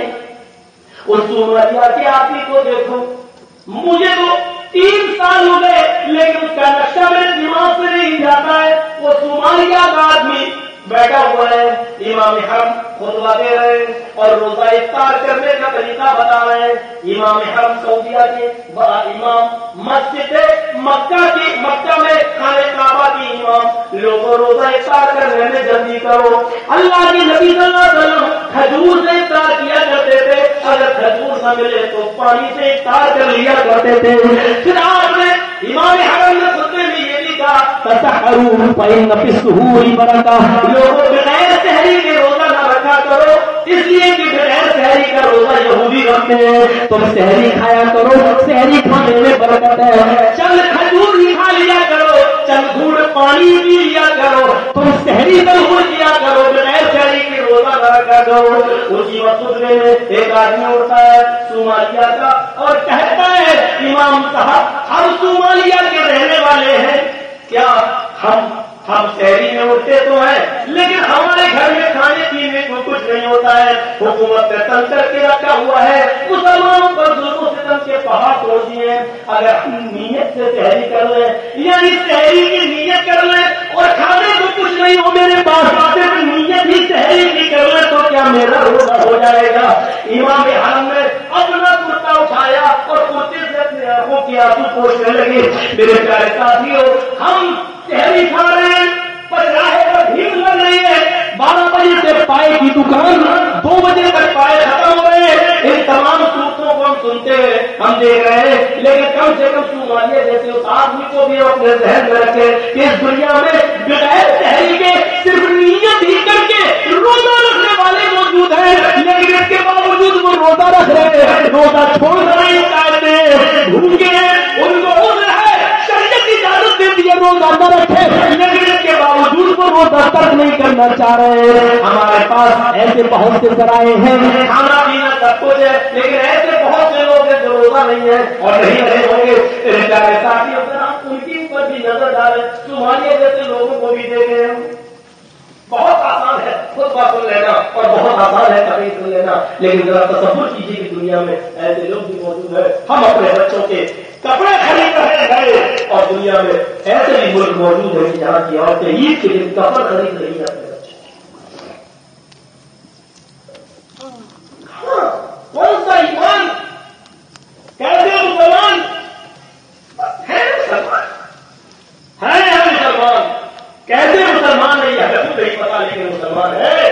جدید صاحب کافر کہنے کی ضرورت کرتے تو دیکھو 1 سے 1 بجا دی جائے گی ہماری، کسی کو نہیں ہے. نبی نے بھی منع کیا ہے، شریعت بھی منع کرتی ہے کہ تم کسی مسلمان کو کافر نہیں کہہ سکتے ہو. جو بھی کرنا پڑتا ہے تم نہیں کہہ سکتے اس کو کافر نہیں کہہ سکتے. اس کو کون سے ایمان کے درجے میں رکھو گے؟ ایک پیر کٹا ہوا ہے، ایک پیر پورا کا پورا کٹا ہوا ہے، بیساکھی لے کر چلتا ہے. نام ہے اس کا عمر ابن الجموع، نام ہے اس کا عمر ابن الجموع. بیساکھی لے کر قرآن کی آیت سامنے آتی ہے، انفروا خفافا وثقالا وجاہدوا باموالکم وانفسکم. ہر حال میں نکلو، اللہ کی راہ میں نکل گئے. میرے بیٹے گھوڑا کہاں ہے؟ اب تم کیا کرو گے؟ جنگ میں جانا ہے. پیر کٹا ہے تمہارا؟ نہیں، مجھے جنگ میں جانا ہے. ارے بیساکھی لے کے چلتے ہو، ارے ہم لوگ جنگ میں جائیں گے، آپ بیٹھیے گھر میں. نہیں، قرآن کہتا ہر حال میں نکلو. ارے آپ لگڑے ہیں، ایک پیر آپ کا کٹا ہوا ہے، کیسے جا سکتے ہیں آپ میدان جنگ میں؟ آپ کا قبول نہیں ہوگا میدان جنگ میں جانا. مقدمہ اللہ کے نبی کی عدالت میں آتا ہے، مقدمہ اللہ کے نبی جناب محمد رسول اللہ صلی اللہ علیہ وسلم کے دربار میں آتا ہے. اللہ کے نبی فرماتے تمہارے بیٹے صحیح کہہ رہے ہیں. آیا مرد نے جموں تمہارا پیر کٹا ہوا ہے، تم بیساکھی لے کر چلتے ہو، ایک ہاتھ سے بیساکھی پر لے ہو اور ایک ہاتھ سے اچھلتے ہوئے، ایک پیر اچھلتے ہوئے دوسرے ہاتھ سے جہاد کیسے کرو گے؟ ایک ہاتھ تو تمہارا بیساکھی کے اوپر ہے اور دوسرے ہاتھ سے کیسے لڑو گے؟ تم اس پر جہاد میں نہیں جا سکتے ہو، تم مجبور ہو اور تمہارے ساتھ عذر ہے. کہنے لگے جو جواب دیا وہ سنیے. آئے اللہ کے نبی، آئے اللہ کے رسول صلی اللہ علیہ وسلم، اگر میں جنگ میں چلا جاؤں شاید 2-4 کافروں کو مارنے میں کامیاب بھی ہو جاؤں اور پھر کسی کی تلوار سے کٹ بھی جاؤں، شہید بھی ہو جاؤں، اے اللہ کے نبی اگر اللہ مجھے میدان جنگ میں شہادت دینا ہی چاہتا ہے اور میں شہید ہو جاؤں تو آپ کا کیا بگڑ جائے گا؟ آپ کی میدان جنگ میں جانے سے روک رہے ہیں، شاید اللہ مجھے شہادت دے دے، شاید اللہ میری قربانی قبول کر لے، میری شہادت کو قبول فرما لے۔ اللہ کے نبی کی آنکھوں میں آنسو آ گئے، زاروں کے تار رونے لگے اور کہنے لگے آئے ہمارے ابن جموں کے بیٹوں، اگر تمہارا باپ میدان جنگ میں چاہ رہا ہے تو جانا ہی چاہتا ہے تو تم کیوں رو رہے ہو؟ جانے دو اس کو۔ تب بیٹوں نے اجازت دے دی، اگر جا رہے تو جانے دو۔ اور ہم جموں اتنا لڑے اتنا لڑے اتنا لڑے کہ لڑتے لڑتے کئی کافروں کے دانت کٹے کیے اور پھر ایک تلوار کی گردن پر بھی چل گئی اور بیچارے یہ بھی اسی میدان جنگ میں شہید ہو گئے۔ میرے بھائیوں، اس کو ایمان کے کون سے درجے میں رکھا جائے؟ ہم نے کون سی قربانی دی ہے؟ قربانی رمضان کے مہینے میں آئے ہوں گے مولانا لوگ صاحب آ گئے، ایسا لگا جیسے ٹیکس وصول کر رہے ہیں، ان کے پاس کا ہمارے اوپر قرضہ ہو رہنے آ گئے۔ ارے ان کا احسان مانو جو تمہارے دروازوں پہ اور تمہارے گھروں پہ آتے ہیں، ورنہ حق تو تمہارا تھا کہ تم لے کر جاؤ۔ تم یہ امانت ہے اور امانت میں خیانت نہیں کر سکتے ہو۔ زکات کا 1 روپیہ بھی آپ اپنے پاس رکھ نہیں سکتے۔ ہم 1 لاکھ 2 لاکھ کی بات نہیں کر رہے، 1 روپیہ بھی۔ حضرت ابوبکر صدیق نے کہا تھا کہ اگر کسی کی بکری زکات میں نکل رہی ہے اور وہ بکری دیتا ہے، اللہ کے رسول کو اگر وہ بکری رسی کے ساتھ کھول کے دیتا تھا، یہ رسی کھولی اور رسی پکڑا دیجیے، اگر وہ بکری دے رہا اور رسی نہیں، مجھے اگر اس نے رسی نہیں دی اور بکری دے دیجیے، یہ رسی کا دوسری بکری مان لیں گے اور رسی کھول کر بکری دے دی، لو قسم خدا کی میں اس سے بھی جنگ کروں گا، میں اس سے بھی لڑائی کروں گا۔ بکری کو دے رہا ہے، صرف رسی نہیں دے رہا ہے، جبکہ زکات بکری پر ہے۔ 40 بکریاں اگر کسی کے پاس ہے بکری تو 1 بکری ہے اس کے اوپر زکات، تو اس کو 1 بکری دینا پڑے گی، وہ بھی 1 سال کی 1 بکری اس کو دینا پڑے گی زکات۔ تو میرے بھائیوں کیا کہا تھا ابوبکر صدیق نے؟ اگر وہ بکری دے رہا ہے لیکن نبی کو وہ رسی کے ساتھ بکری دیتا تھا اور وہ مجھے صرف بکری دے رہا ہے، رسی نہیں دے رہا ہے، تب بھی میں اس سے جہاد کروں گا، اس سے جنگ لڑوں گا، تلوار اس کے خلاف اٹھاؤں گا۔ رسی نہیں دے رہا ہے تو تلوار اٹھا رہے ہیں۔ یہاں تو پورے کے پورے غریبوں کا مال رو کے بیٹھے ہیں۔ بتائیے ہمارے اوپر جنگ بازی لگ رہی ہے، ہمارے خلاف لڑی جائے بازی، اسلامی قانون نہیں نا۔ کہ اصول ایسے ہی نہیں چلتے، ایسے ہی نہیں چلتے ہیں۔ بہت سا مال ملا صحابہ کو، ایک چادر یمنی چادر تھی بڑی خوبصورت، ایک صحابی کی نظر اس چادر کے اوپر پڑ گئی، اس چادر کو انہوں نے لے لیا، یہ چادر میرے کام آئی۔ صحابی بخاری کی روایت، ایک چادر لے لی، اللہ کے نبی نے اعلان کر دیا جتنا مال جس کے پاس آیا ہو سب جمع کر دو تاکہ برابر برابر مار دیا جائے۔ مال جمع کر دیا گیا، آخری آواز لگانے والا آخری آواز لگا رہا ہے، حضرت بلال کہہ رہے ہیں یہ آخری ندا ہے، اس آواز کے بعد میں کوئی آواز نہیں کی جائے گی، اس آخری آواز جس کے بعد جو مال جمع کر دو۔ وہ صحابی نے وہ چادر نہیں بقیہ سارا مال جمع کر دیا۔ اس کے بعد پھر یہ ہوا کہ اللہ کے رسول نے دیکھا سارا مال، اب آپ نے برابر برابر لوگوں میں تقسیم کر دیا، سب کو برابر برابر بانٹ دیا۔ 4 دن 5 دن 6 دن 1 ہفتے کے بعد وہ صحابی سوچنے لگے یار بہت غلط ہوا، میں نے چادر لے لی، یہ غلط ہے، یہ چادر لے کے جانا چاہیے اور دے دینا چاہیے اللہ کے رسول کو۔ دیکھیے زندگی میں ہی ان کو ایمانداری کا پھر چسکا لگا اور کیا کہا، وہ فوراً چادر 1 ہفتے کے بعد چادر لے کر پہنچے، اے اللہ کے رسول یہ چادر میں نے لے لی تھی، اب میں لوٹانے آیا ہوں آپ کو۔ اللہ کے نبی فرماتے ہیں کیا بلال کی آخری آواز تمہارے کانوں میں گئی تھی؟ ہاں گئی تھی۔ یہ بلال کی آواز جب تمہارے کانوں میں گئی تھی تو پھر تم نے آخری آواز سنی تھی یا نہیں؟ کہاں سنی تھی؟ پھر بھی تم چادر لے کر نہیں آئے۔ اللہ کے نبی اچھی لگی تھی، خوبصورت चादर देखी, सच भी बोल रहे और दिल नहीं हुआ देने का इसलिए रख ली, लेकिन हाथ का खुलबा सुना अमानतदारी के ऊपर जहन्नम के अज़ाब के डर की वजह से नहीं आ गया।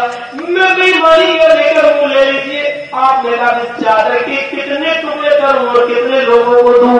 अब ये चादर तुम्हारी नहीं ली जाएगी, अब जाओ इसको कयामत के दिन लेकर आना। अब मोहम्मद रसूलुल्लाह इस चादर को कबूल नहीं फरमाएंगे। उन्होंने बहुत मेहनत समानत की, लेकिन नबी ने वो चादर कबूल नहीं की। नमाज पढ़ने जाते रहे, मस्जिद में बराबर आते रहे, आपने उनको मस्जिद से नहीं रोका, नमाज बराबर पढ़ते रहे, रोजे भी रखते रहे, हज भी करते रहे, उम्रे भी करते रहे, दीन के सारे काम उस सहाबी ने किया। यहाँ तक कि जिहाद का ऐलान हुआ तो वो सहाबी भी मैदान जंग में गए। अल्लाह के रसूल ने जिहाद में भी उनको जाने से मना नहीं किया, सारे काम कर रहे, लेकिन उसी जिहाद में वो इतना लड़े वो सहाबी जिन्होंने चादर ली थी, इतना लड़े कि कई काफिरों को कत्ल किया, लेकिन उसी जंग में ये शहीद भी हो गए। अल्लाह के रसूल से सहाबा ने अर्ज किया, अल्लाह के नबी सहाबी के लिए खुशखबरी हो, जन्नत का ऊंचा मकाम हो। अल्लाह के नबी कितना मर्दाना वार लड़ा है, कितनी अच्छी तरह जंग की है, काफिरों की लाशों की लाशें बिछा दी है। देखिए अल्लाह के नबी कितना बहादुर है सिपाही। अल्लाह के रसूल ये तो जन्नत के ऊंचे मकाम में हो गए। अल्लाह के नबी की आंखों में आंसू आ गए, फरमा रहे इन्न शम्लतल लती अखज़ा यौम खैबर लतश्ताइलु अलैहि नारा। नहीं मेरे साथियों, ये सहाबी मैदान जंग में लड़ने के बावजूद, शहीद होने के बावजूद, हज करने के बावजूद, रोजे रखने के बावजूद और मैदान जिहाद में अपनी जान की कुर्बानी देने के बावजूद भी जहन्नम के निचले तबके में है, जहन्नम के निचले हिस्से में है। इसलिए इसने जंग खैबर के दिन में एक चादर ले ली थी, एक चादर बेईमानी कर ली थी, एक चादर को पहले ले लिया था, उसने मुसलमानों की अमानत में खयानत कर ली थी, एक चादर चुरा ली थी। वो चादर आग का अंगारा बनकर भड़क रही है, वो चादर आग का अंगारा बनकर सहाबी के ऊपर भड़क रही है। मेरे साथियों, एक चादर ले ली थी और वो दे भी रहे थे नबी को, नबी की जिंदगी में, लेकिन नबी अकरम ने कबूल नहीं किया। यहाँ से अंदाजा लगाओ, अमानतदारी भी है, दे भी रहे लेकिन नबी ने नहीं कबूल किया। उन्होंने नमाज नहीं छोड़ी, रोजे नहीं छोड़े, हज नहीं छोड़ा, उम्रे नहीं छोड़े, मैदान जंग में भी गए और लड़े भी और शहीद भी हो गए। अल्लाह के नबी रोते हुए कह रहे हैं कि नहीं, इसने बहुत से नेक अमाल किए, इन सब के बावजूद वो चादर जहन्नम का शोला बनकर भर रही है। पहले उस चादर की चोरी की सजा ये भोगेंगे, उसके बाद जन्नत में डाले जाएंगे। मेरे प्यारे साथियों, जरा तसव्वुर करें हम और आप, और गौर करें कौन सा ईमान है हमारे पास अपनी सोसाइटी में। जरा हम नजर डाल के देखें कि हम किन की जमीन और जायदादों पर कब्जे किए बैठे, भाई की जमीनों को हड़प किए हुए हैं, कोई चचा भतीजे का मामला सामने आ रहा है, कहीं मामू भांजे का झगड़ा है, कहीं दामाद और ससुर का झगड़ा है, कहीं ये है कि तुमने अपने दूसरे दामाद को ये दिया तो तीसरे को ये नहीं, पहले को ये दिया तो दूसरे को ये नहीं। दुनिया भर के तमाम मामला हमारे सामने। यहाँ एक चादर का मसला है और वो भी सहाबी रसूल ने ले रखी है और वो भी अपनी जिंदगी में दे भी रहे और अल्लाह के नबी से कबूल भी कर रहे कि ये मैंने ले ली थी, अब आप ले लीजिए, लेकिन अल्लाह के नबी उसको ले नहीं रहे। मेरे भाइयों को तसव्वुर करें हम और आप, और गौर करें कि ये ईमान का कौन सा दर्जा है और आज हम कौन से अपने आप को मुसलमान कहला रहे हैं। वाक़यात तो इतने हैं, सुबह हो जाएगी लेकिन वाक़यात नहीं होंगे। लेकिन मेरे भाइयों, हमें और आपको अपने गरीबानों में झांक कर देखना पड़ेगा कि ईमान का कौन सा क्लास है मेरे पास, किस दर्जे में रखा जाए। अरे आप बच्चे के पेपर देखते हो, रिजल्ट देखते हो, पास तो हुआ है, लेकिन पास की किस कैटेगरी में है? 1+ है, A+ है, B है या B+ है, फर्स्ट है, सेकंड है, क्या है वो है? आप ये सारी चीज कैटेगरी देखते हैं। हम और आप जरा ये देखें, मुसलमान तो है, कलमा तो पढ़ लिया, अशहदु अल्ला इलाहा इल्लल्लाह व अन्ना मुहम्मदन अब्दुहु व रसूलुहु, मुसलमान तो है, लेकिन हमारे पास कौन सी कैटेगरी है? दर्जा क्या है? A+ है या सिर्फ A है या B है या 3rd क्लास का ईमान है हमारे पास? और हम तो उस हदीस को सामने रखें तो थर्ड क्लास का भी ईमान नहीं लगता हमारे पास। कोई बुराई अपनी आंखों से देखो तो अपने हाथ से दूर करो। मिनकुम अगर तुम्हारी इस्तिताअत हो पर यदि अपने हाथ से दूर करो। दूर कर सकते हो? अमीर आदमी हूं मैं, लड़के की बारात जा रही है मेरी, 10 तो 4 व्हीलर हैं, 4 बसें हैं। मौलाना जजीज तुम्हारी मां ने दूध पिलाया है तो रोक कर देखो, ले लो। हाथ से ढोकने की ताकत नहीं है, बस के सामने नहीं आने जो क्यों अल्लाह की नबी ने मना किया, चढ़ा दोगे ले लो। एक मौसी बन के दूसरा पैसा होगा तो होते हो। मौलाना जजीज साहब ये सब बातें मस्जिद के मिंबर पर खड़े होकर बोलो बस आधे घंटे, हम सुन लेंगे, कुछ नहीं बोलेंगे। लेकिन अगर मेरी बस के सामने खड़े हो गए तो पूरा समाज एक तरह चुप, अरे वो अभी पूरा समाज उसका साथ देना शुरू कर देगा। क्यों? उसकी मर्जी, उसके पास कैसा है ले जा रहा है। वाह क्या पंचायत है, क्या ईमान है। वही हाजी लोग, वही नवाजी लोग सामने आ जाएंगे, जल्दी साहब आपकी बात गलत हो जाए। ठीक है गलत है, लेकिन साहब इस मौलाना साहब जिस दूसरे खाने में आप नहा रहे हो सभी नंगे हैं, तो अभी तुम भी उतारो, तुम भी नंगे हो जाओ, क्योंकि नंगों ने नंगा अच्छा लगता है। और जाहिर बात है जहां सब नंगे हो, कोई कपड़ा पहन के पहुंच जाओ तो शर्म लगेगा, नंगों में कहा गया। और जहां सब कपड़े पहले हुए हो वहां नंगा आ जाए तो उसको शर्म लगेगी, हो हम वो भागे। माहौल का असर पड़ता है, समाज में माहौल का असर पड़ता है, माहौल का। अब यहां तो सभी नंगे हैं, हमें भी नंगा होना पड़ेगा, नहीं हो सकता है। फरमाया अगर तुम अपने हाथ से रोकने की ताकत रखते हो तो रोको, ये ईमान का पहला दर्जा है। जजी साहब मेरे अंदर इतना ईमान नहीं है, चलो दूसरा दर्जा। अगर लड़ाई झगड़े का खौफ है, ये लोग मारेंगे पीटेंगे, पिट जाओगे और झगड़ा हो जाएगा, रिश्तेदारियों में तनाजा हो जाएगा, तो बिल्कुल तनाजा पसंद नहीं है, झगड़ा पसंद नहीं। तो ईमान का दूसरा दर्जा बताया वो इल्लम यस्तते, और अगर ऐसा करने से अगर झगड़ा हो सकता है हाथ से रोकने में, तो फिर हाथ से मत रोको, जबान से मना करो, खड़े हो थोड़ा वही बचत। अल्लाह के नबी ने मना किया है, आपने रोका है। मेरे भाइयों इतने आदमियों की बारात ले जा रहे हो, गलत है। बाराती नहीं, हर किस्म की बुराई पर इस पर वो हंसे रहते बड़ा है, 900 चूहे खा के मिली चलिए। वही लोग खाने मारेंगे। अगर जबान से भी रोकने में तुम्हारे ऊपर झगड़ों फसाद का पेशा है और इख्तिलाफात का डर है तो जबान से भी मना न करो। फिर तीसरा दर्जा है वही कल्बी, अगर जबान से कहने में भी बुराई आ रही है और फसाद हो रहा है तो तुम उसको दिल से बुरा जानो। ये तीसरा दर्जा, दिल से बुरा जानो। और दिल से बुरा जानने का मतलब यह है कि मेरे पास खुद बारात की दावत आई है, भाई ठीक हम खुद नहीं जा रहे, क्यों हमें बारात में जाना चाहिए।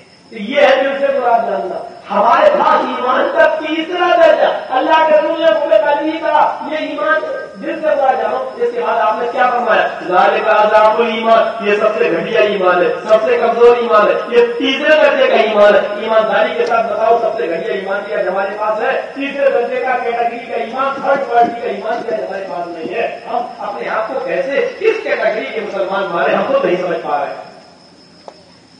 कंप्यूटर भी इसको फिक्स नहीं कर पाएगा कि हम कितने परसेंट मुसलमान हैं। अगर हम कंप्यूटर में डाल के देखें और उसका एवरेज निकालने की कोशिश करें तो शून्य आएगा, शून्य, जीरो। ये कौन सा ईमान है? आज थोड़ा सा होगा मीडिया में, बन गया सरपंच, कोई औहदेदार और गरीब आदमी की बात नहीं सुनेंगे। वो रास्ता है अमीरुल मोमिनीन है, हजरत उमर फारूक है, 4 लाख मुरब्बा मील पर हुकूमत करने वाली शख्सियत है। 4 लाख मुरब्बा मील, 4 लाख मील दाएं, 4 लाख मील बाएं, 4 लाख मील पीछे और 4 लाख मील आगे। आप जानते हो उसमें कितनी हुकूमतें आ रही है? उर्दन उसी में, आज़रबाईजान उसी में, शाम उसी में, फिलिस्तीन उसी में, इजराइल उसी में, ईरान उसी में, इराक उसी में, चाइना यानी चीन भी उसी में, सऊदी अरब भी उसी में, मिस्र भी उसी में, कुवैत भी उसी में, दुबई भी उसी में।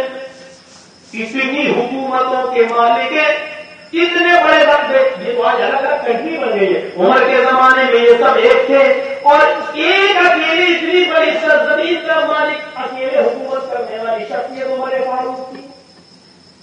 एक पूरी रास्ते में रोक लेती है उमर, सवारी से उतर, आए उमर सवारी से उतर, हजरत उमर घोड़े से उतर गए और बड़े बड़े अमीर, कुरैश के बड़े बड़े सरदार, रईस उमर फारूक के पीछे पीछे चल रहे थे घोड़े पर। कहा उमर इधर आओ, एक बात तुमसे करना है।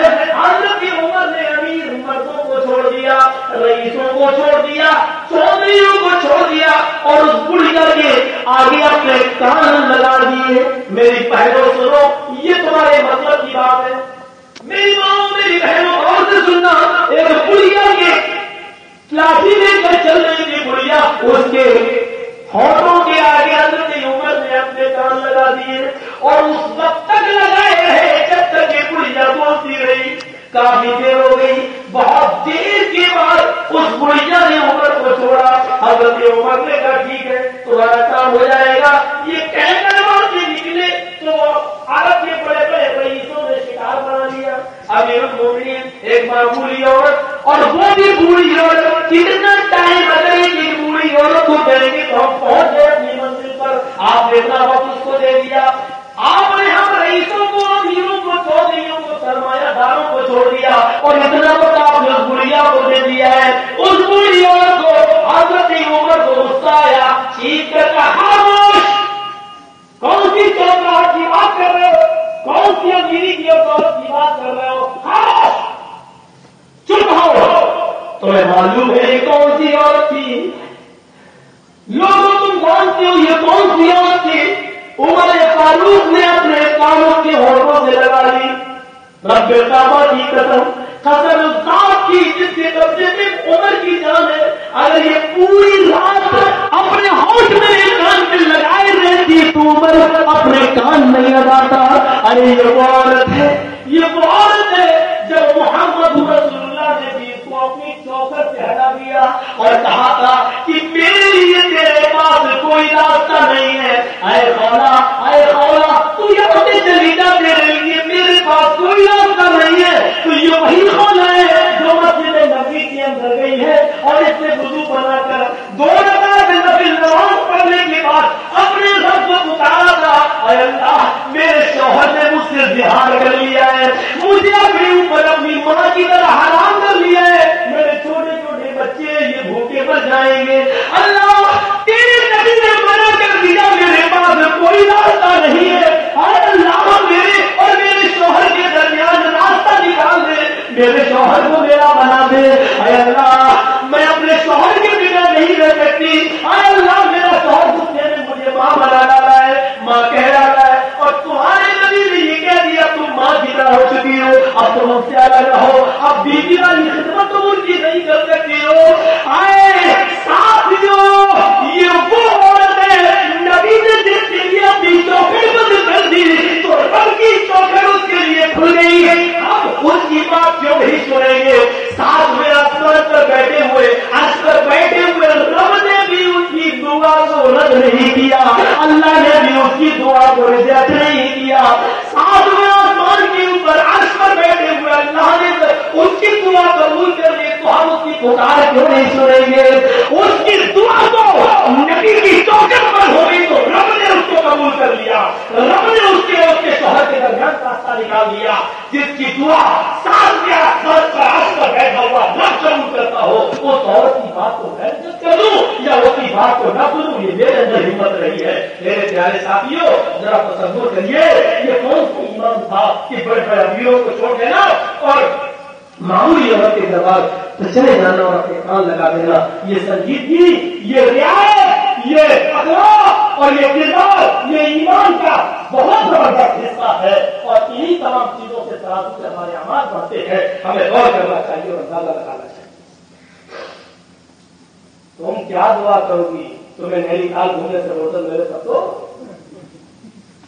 تمہیں شملہ گھومنے سے فرصت ملے تب تو ٹھیک ہے، گھومنا بھی چاہیے، کوئی ممانعت بھی نہیں ہے. وقت وقت سے ہر چیز اچھی بھی لگتی ہے.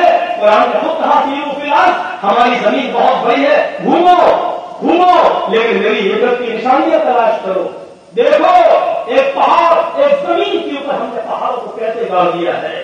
غور کرنے کے لیے، تدبر کرنے کے لیے ہم نے تمہیں گھومنے کا حکم دیا ہے. افلا ينظرون الى الابل كيف خلقت، اونٹ کی پیدائش اور اس کی تقریب کو دیکھو، کہیں سے اوپر کہیں سے نیچے ہم نے کیسے اس کو پیدا کیا ہے، اس کو دیکھو.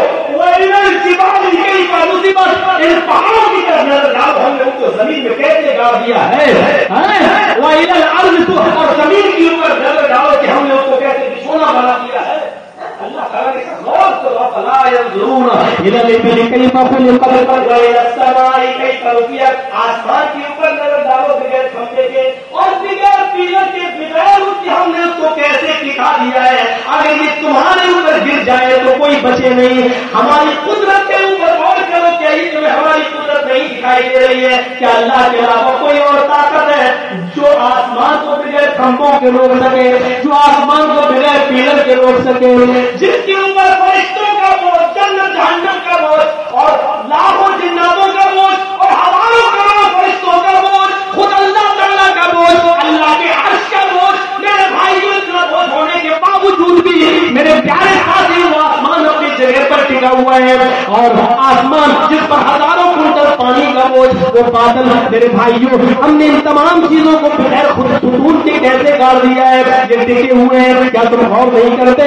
افلا ينظرون الى الابل كيف خلقت، اونٹ کو دیکھو اس کی گردن کیسی لمبی بنا دی ہے، اس کے پیٹھ کے اوپر ہم نے کوہان بنا دیا ہے. اس کی شکل و صورت کو دیکھو، یہ ہماری قدرت کی نشانی ہے. افلا ينظرون الى الابل كيف خلقت والى السماء كيف رفعت والى الجبال كيف نصبت، ہمارے پہاڑوں کو دیکھو، ہم نے زمین کے اوپر ان کو کیسے گاڑ دیا ہے. کیا کوئی اور ہے جو اللہ کے علاوہ پہاڑوں کو گاڑ سکے؟ وَإِلَى الْأَرْضِ كَيْفَ سُطِحَتْ، زمین کے اوپر نظر ڈالو کہ ہم نے کیسے بچھونا بنا دیا ہے، کیسے اس کو بچھا دیا ہے کہ تم اس کے اوپر اپنی بڑی سے بڑی بلڈنگ تیار کر لیتے ہو اور یہ زمین تک سے مس نہیں ہوتی ہے. جب ہمیں اپنے عذاب کی ہلکی سی کوئی جھلک دکھانا ہوتی ہے تو ہم زمین کو حکم دیتے ہیں کہ اے زمین ذرا سی ہل جا. وہ زمین ہل جاتی ہے اور پھر وہ کارنامے انجام پاتے ہیں جو کبھی کاٹھمانڈو کی شکل میں، کبھی بھوجکر کی شکل میں، کبھی گجرات کی شکل میں. پھر ہم عذاب کی چھوٹے چھوٹے جھٹکے ضرور دیتے ہیں اور بڑا جھٹکا ہم تب دیں گے.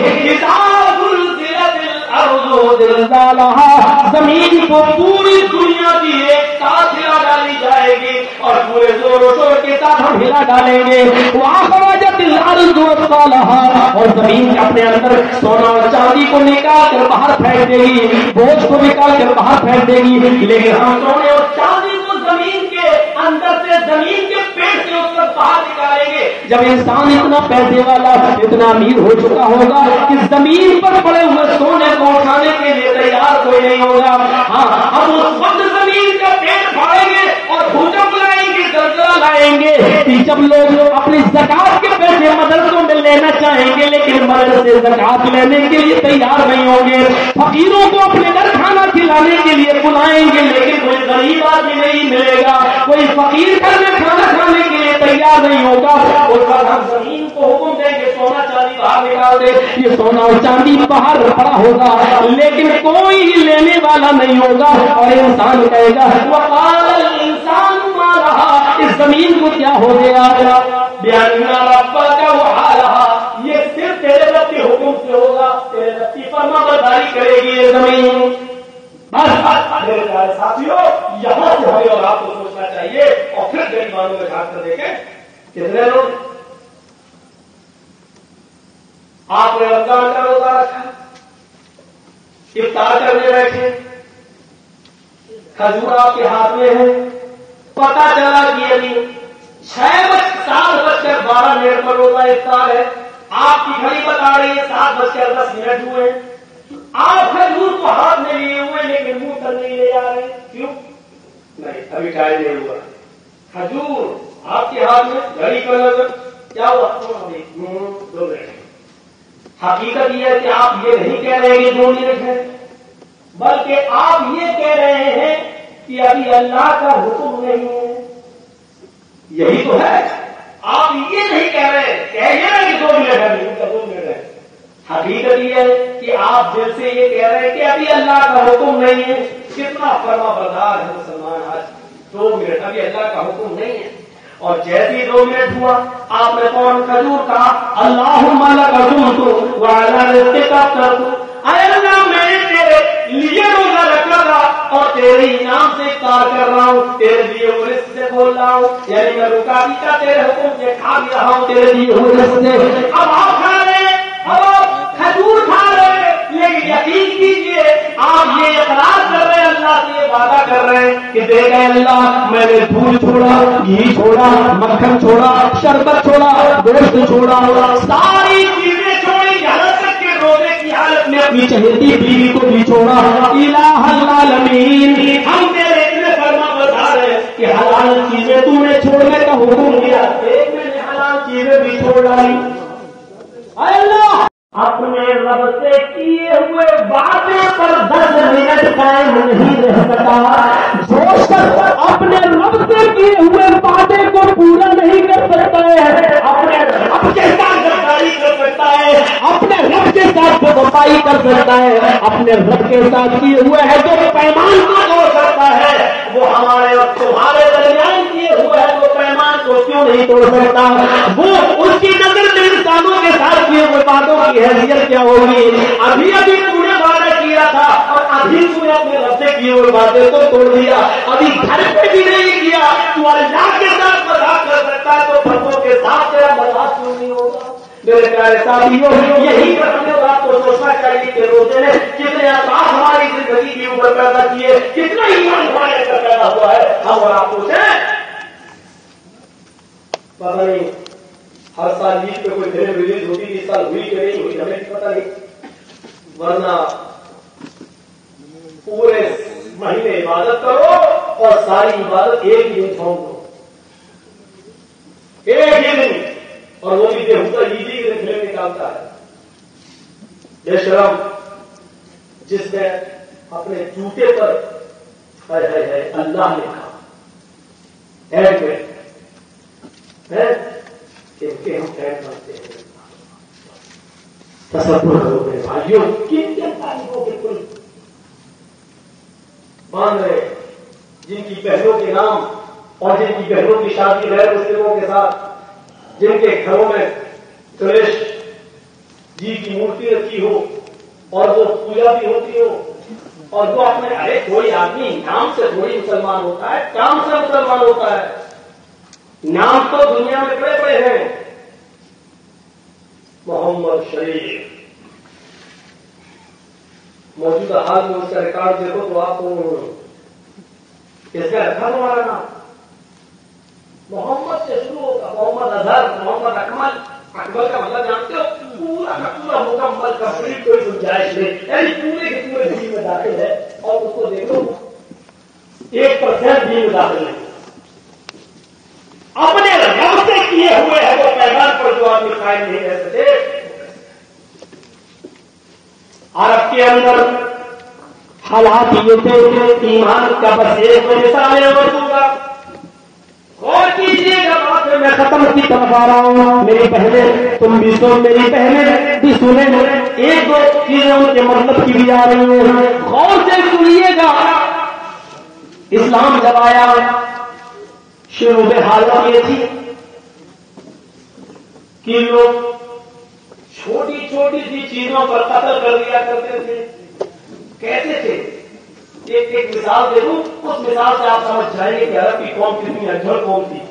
محمد رسول اللہ کے آنے سے پہلے یہ قوم کتنی اجھل تھی. اس قوم کو کیسا بنایا جانتے ہو؟ ایک آدمی کی بکری اس آدمی کے جیب میں چلی گئی, یہ قبیلہ ہوتا تھا، جیسے ہمارے خاندان بولا جاتا ہے وہاں قبیلہ بولا جاتا تھا، قبیلہ اس قبیلے کی بکری، اس قبیلے کے ایک آدمی کی بکری اس قبیلے خاندان کے ایک آدمی کے کھیت میں چلی گئی اور اس نے تھوڑی سی گھاس کھا لی. اس نے کہا اپنی بکری کو باندھ کے نہیں رکھتا ہے اور اتنا ہی شوق ہے تو تیرے کھیت میں کیا ہو گیا تو ہماری طرف بھیج دیتا ہے. اس نے کیا کہا، ارے بکری تو ہے چلی گئی تو کیا ہوا، تھوڑی سی گھاس کھا لی، چھاڑ نہیں چلی، کتنا نقصان ہوا، لے پیسہ. اور پیسے کی بات تھوڑی تھی، آپ تو شان و شوکت کی، پیسہ دکھاتا ہے چپ. اس نے بھی کہا چپ. چلی دونوں طرف سے لڑائی، تو میں کتنی سی بات پر لڑائی ہوئی، تیری بکری میرے کھیت میں تھوڑی سی گھاس سے اٹھا گئی اور اس بات سے لڑائی چلی. تو جانتے ہو یہ لڑائی کتنے سال چلی، 1 سال نہیں، 2 سال نہیں، یہ لڑائی مکمل 27 سال تک چلی. اندازہ لگا سکتے ہیں کہ کیسی قوم رہی ہوگی آپ کی، اور محمد رسول اللہ نے اتنی افضل قوم کو راستے پہ لانے کے لیے کتنی کوشش کی ہوگی اور کتنی قربان. اندازہ آپ سے لگائیے، سوچ سے بول بھی بتائیں گے، آپ نے کچھ نہیں سوچیں گے. اتنی بھی بات پر لڑائی چلی تو کتنے سال، 27 سال تک. اور جانتے ہو دونوں طرف کے آدمی کتنے مارے گئے بکری کی گھاس کے چکر میں. جب دونوں کی گنتی گنی گئی تو ان 27 سالوں میں دونوں طرف سے آدمی مارے گئے 40,000. نتیجہ کیا نکلا،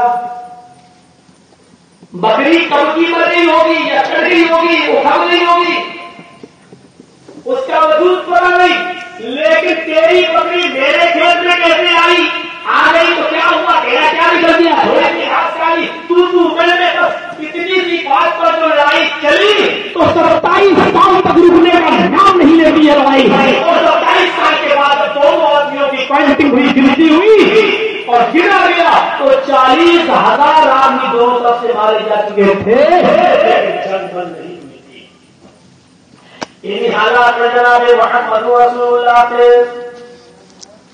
آپ نے بھی بڑے بڑے دور دیکھے، لڑکے پیدا ہو رہے ان کو قتل کر دیا جا رہا ہے، لڑکیاں پیدا ہو رہی ہیں تو 4 سال تک تو ان کو پالا جاتا، پوسا جاتا، لیکن 4 سال کے بعد اس لڑکی کو جنگل میں لے جا کر باپ اپنے ہاتھ سے گلا کھودتا جاتا اور چھوٹی سی بچی اپنے باپ کے کپڑوں سے مٹی صاف کرتی جاتی. ابو آپ کے کپڑے خراب ہو رہے ہیں اور یہ جلال باپ، یہ گدائی باپ اس پر بھی نہیں پر دیکھتا اور کہتا بیٹی جھانکو اس گلے کے اندر تمہاری امی تمہیں نظر آئیں گی. اور وہ چھوٹی سی 4 سال کی بچی جب جھانک کر دیکھتی تو باپ اس پیچھے سے دھکا دیتا اور اوپر سے مٹی ڈال کے پاٹ دیتا. میرے بھائیوں وہ چیختی رہتی اور چلاتی رہتی اور آخری تک اسی مٹی کے نیچے وہ توڑ دیتی.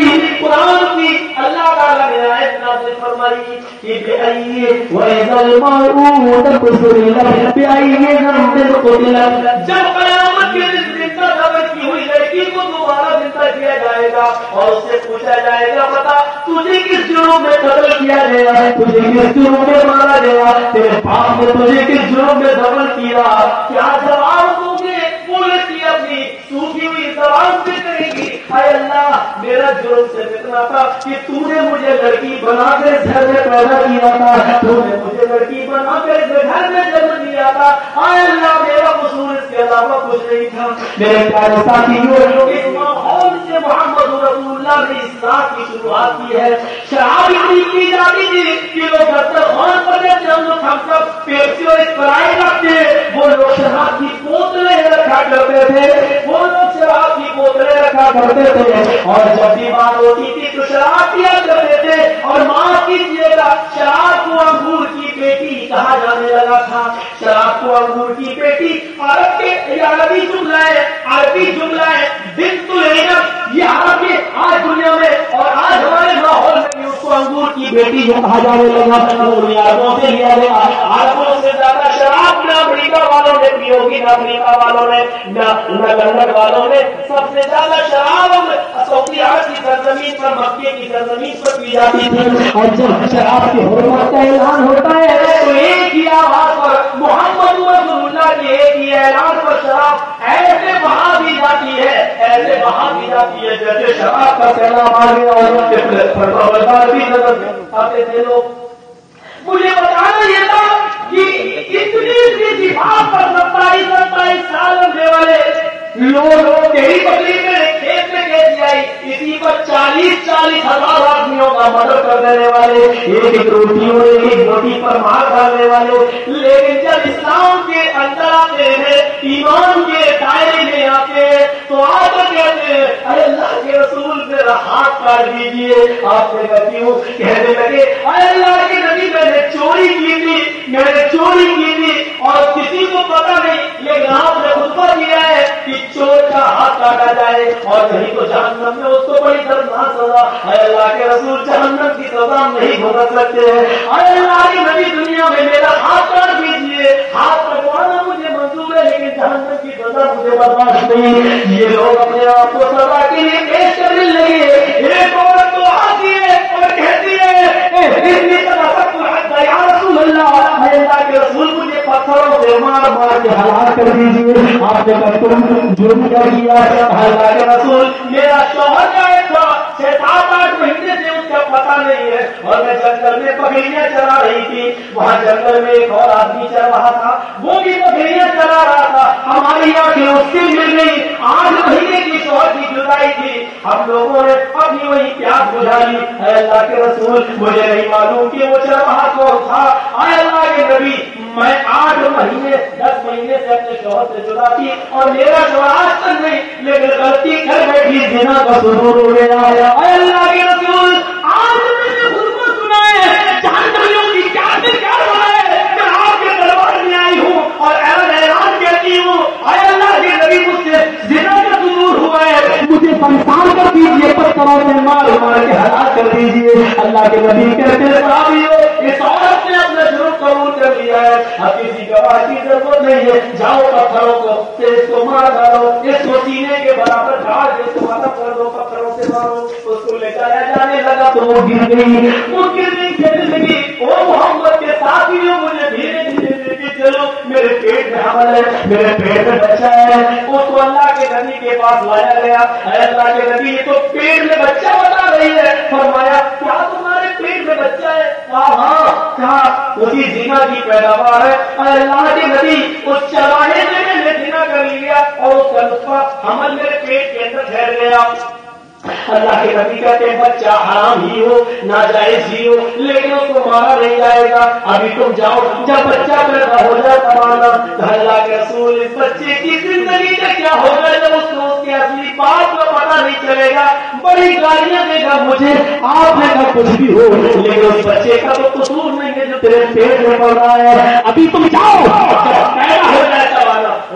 اللہ کے رسول مجھے مار دو, ابھی بچے میں روح نہیں ڈالی گئی ہے, میں مروں گی, بچہ بھی میرے ساتھ مر جائے گا. فرمایا نہیں, اس بچے کو بھی پیدا ہونے کا حق ہے, اس بچے کو بھی بڑا ہونے کا حق ہے, اس بچے کو بھی نماز پڑھنے کا حق ہے, اس بچے کو بھی روزے رکھنے کا حق ہے, اس بچے کو بھی حج کرنے کا حق ہے, اس بچے کو بھی نیک اعمال کر کے اپنی جنت بنانے کا حق ہے. اے عورت غلطی تو نے کی ہے, تیرے پیٹ میں پلنے والے بچے کو اس کی سزا نہیں دی جا سکتی.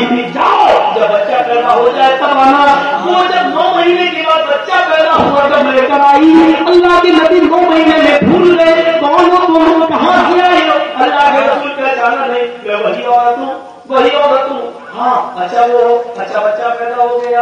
آپ نے اس بچے کو اپنی گود میں لے لیا, اس کو چومنے لگے. یہ نہیں دیکھا کہ ناجائز ہے, یہ نہیں دیکھا کہ غلط بچہ ہے, اس کے باپ کا پتہ نہیں ہے. بچہ ہے, یہ کس کی دوش ہے, اس کا کوئی قصور نہیں. اس بچے کو آپ نے اپنی گود میں لے لیا اور اس عورت کو حکم دے دیا, لوگوں نے کہا اس کو پتھروں سے مار دو. اور اتفاق دیکھیے ابھی قدرت کو یہ منظور نہیں پر یہ عورت ماری جائے.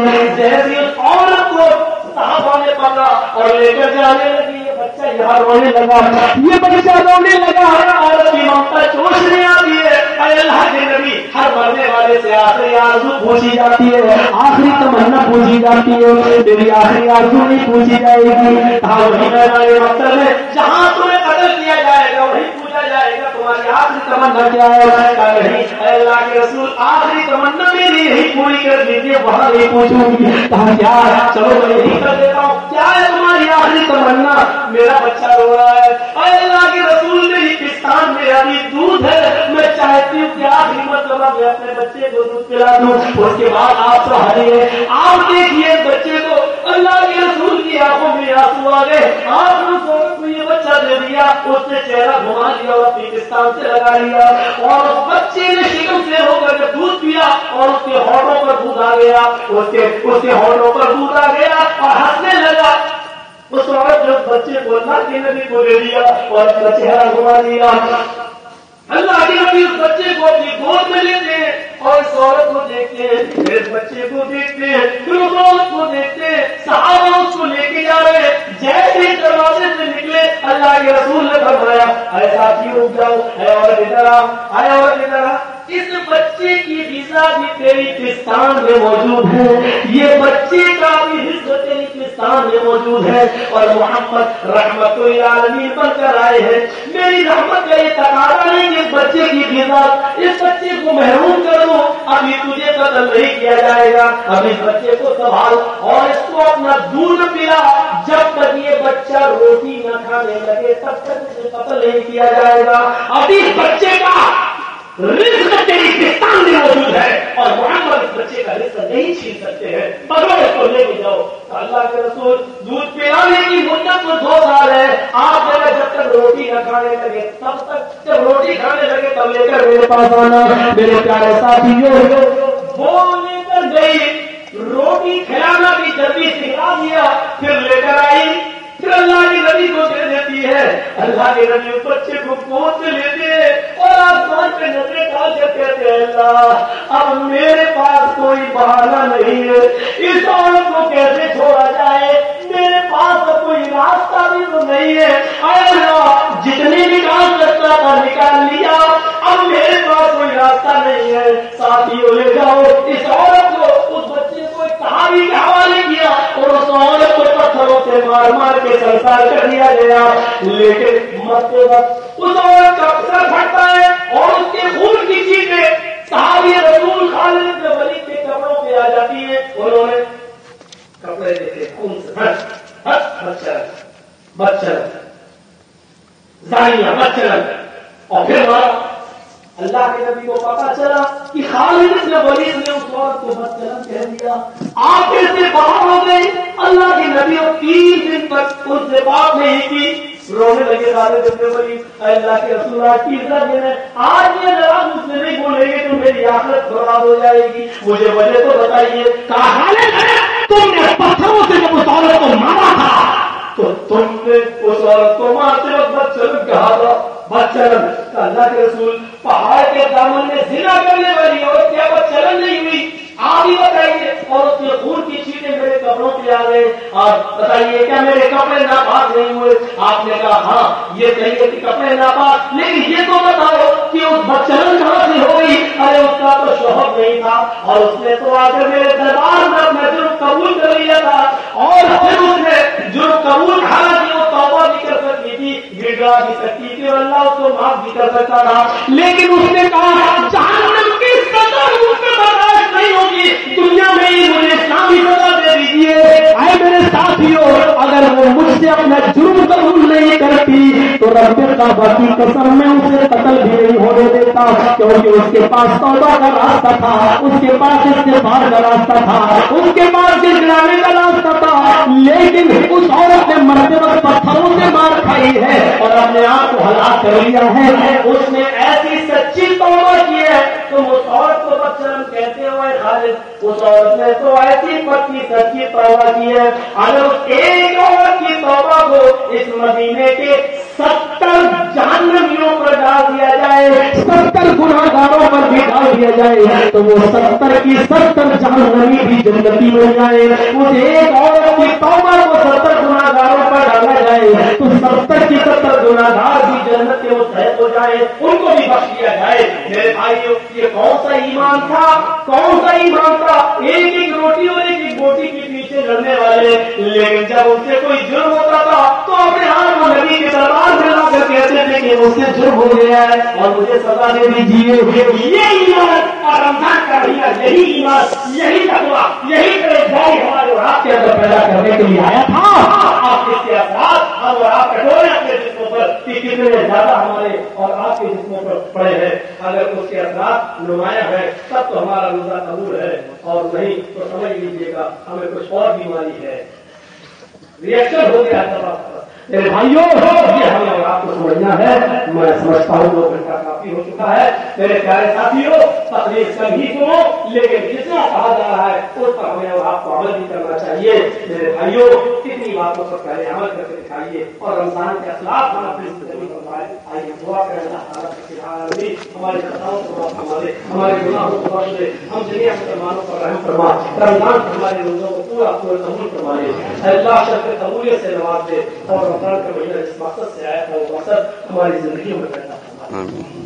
تقویٰ ہماری زندگیوں میں پیدا فرما دے, خشیت اور خوف خدا ہماری زندگی میں پیدا فرما دے, اللہ کا ڈر ہماری زندگیوں میں پیدا فرما دے, جہنم کا ڈر, عذاب قبر کا ڈر ہماری زندگیوں میں پیدا فرما دے, اور اس کے اثرات بھی ہماری زندگیوں پر نمایاں فرما دے. آمین. تیرے نبی کا فرمان ہے کہ اگر تیرے نبی کا فرمان ہے کہ اللہ نے فرمایا میرا جو بندہ میرے خوف سے رو دیا اور اس کی آنکھ میں مکھی کے سر کے برابر بھی آنسو آ گیا تو ہم اس کو جہنم کی آگ میں نہیں جلنے دیں گے. اے اللہ تیری ذکر کرتے ہوئے بہت سے بندے رو دیتے ہیں, اکیلے روتے ہیں, دعاؤں میں روتے ہیں, اور شب قدر میں روتے ہیں, رات میں تہجد میں روتے ہیں. الہی العالمین تو ہمیں جہنم کے عذاب سے بچا دے, جہنم کے عذاب سے نجات دے دے. الہی العالمین جو لوگ روزہ نہیں رکھ سکے ان کو روزگار بنا دے, ہمت عطا فرما.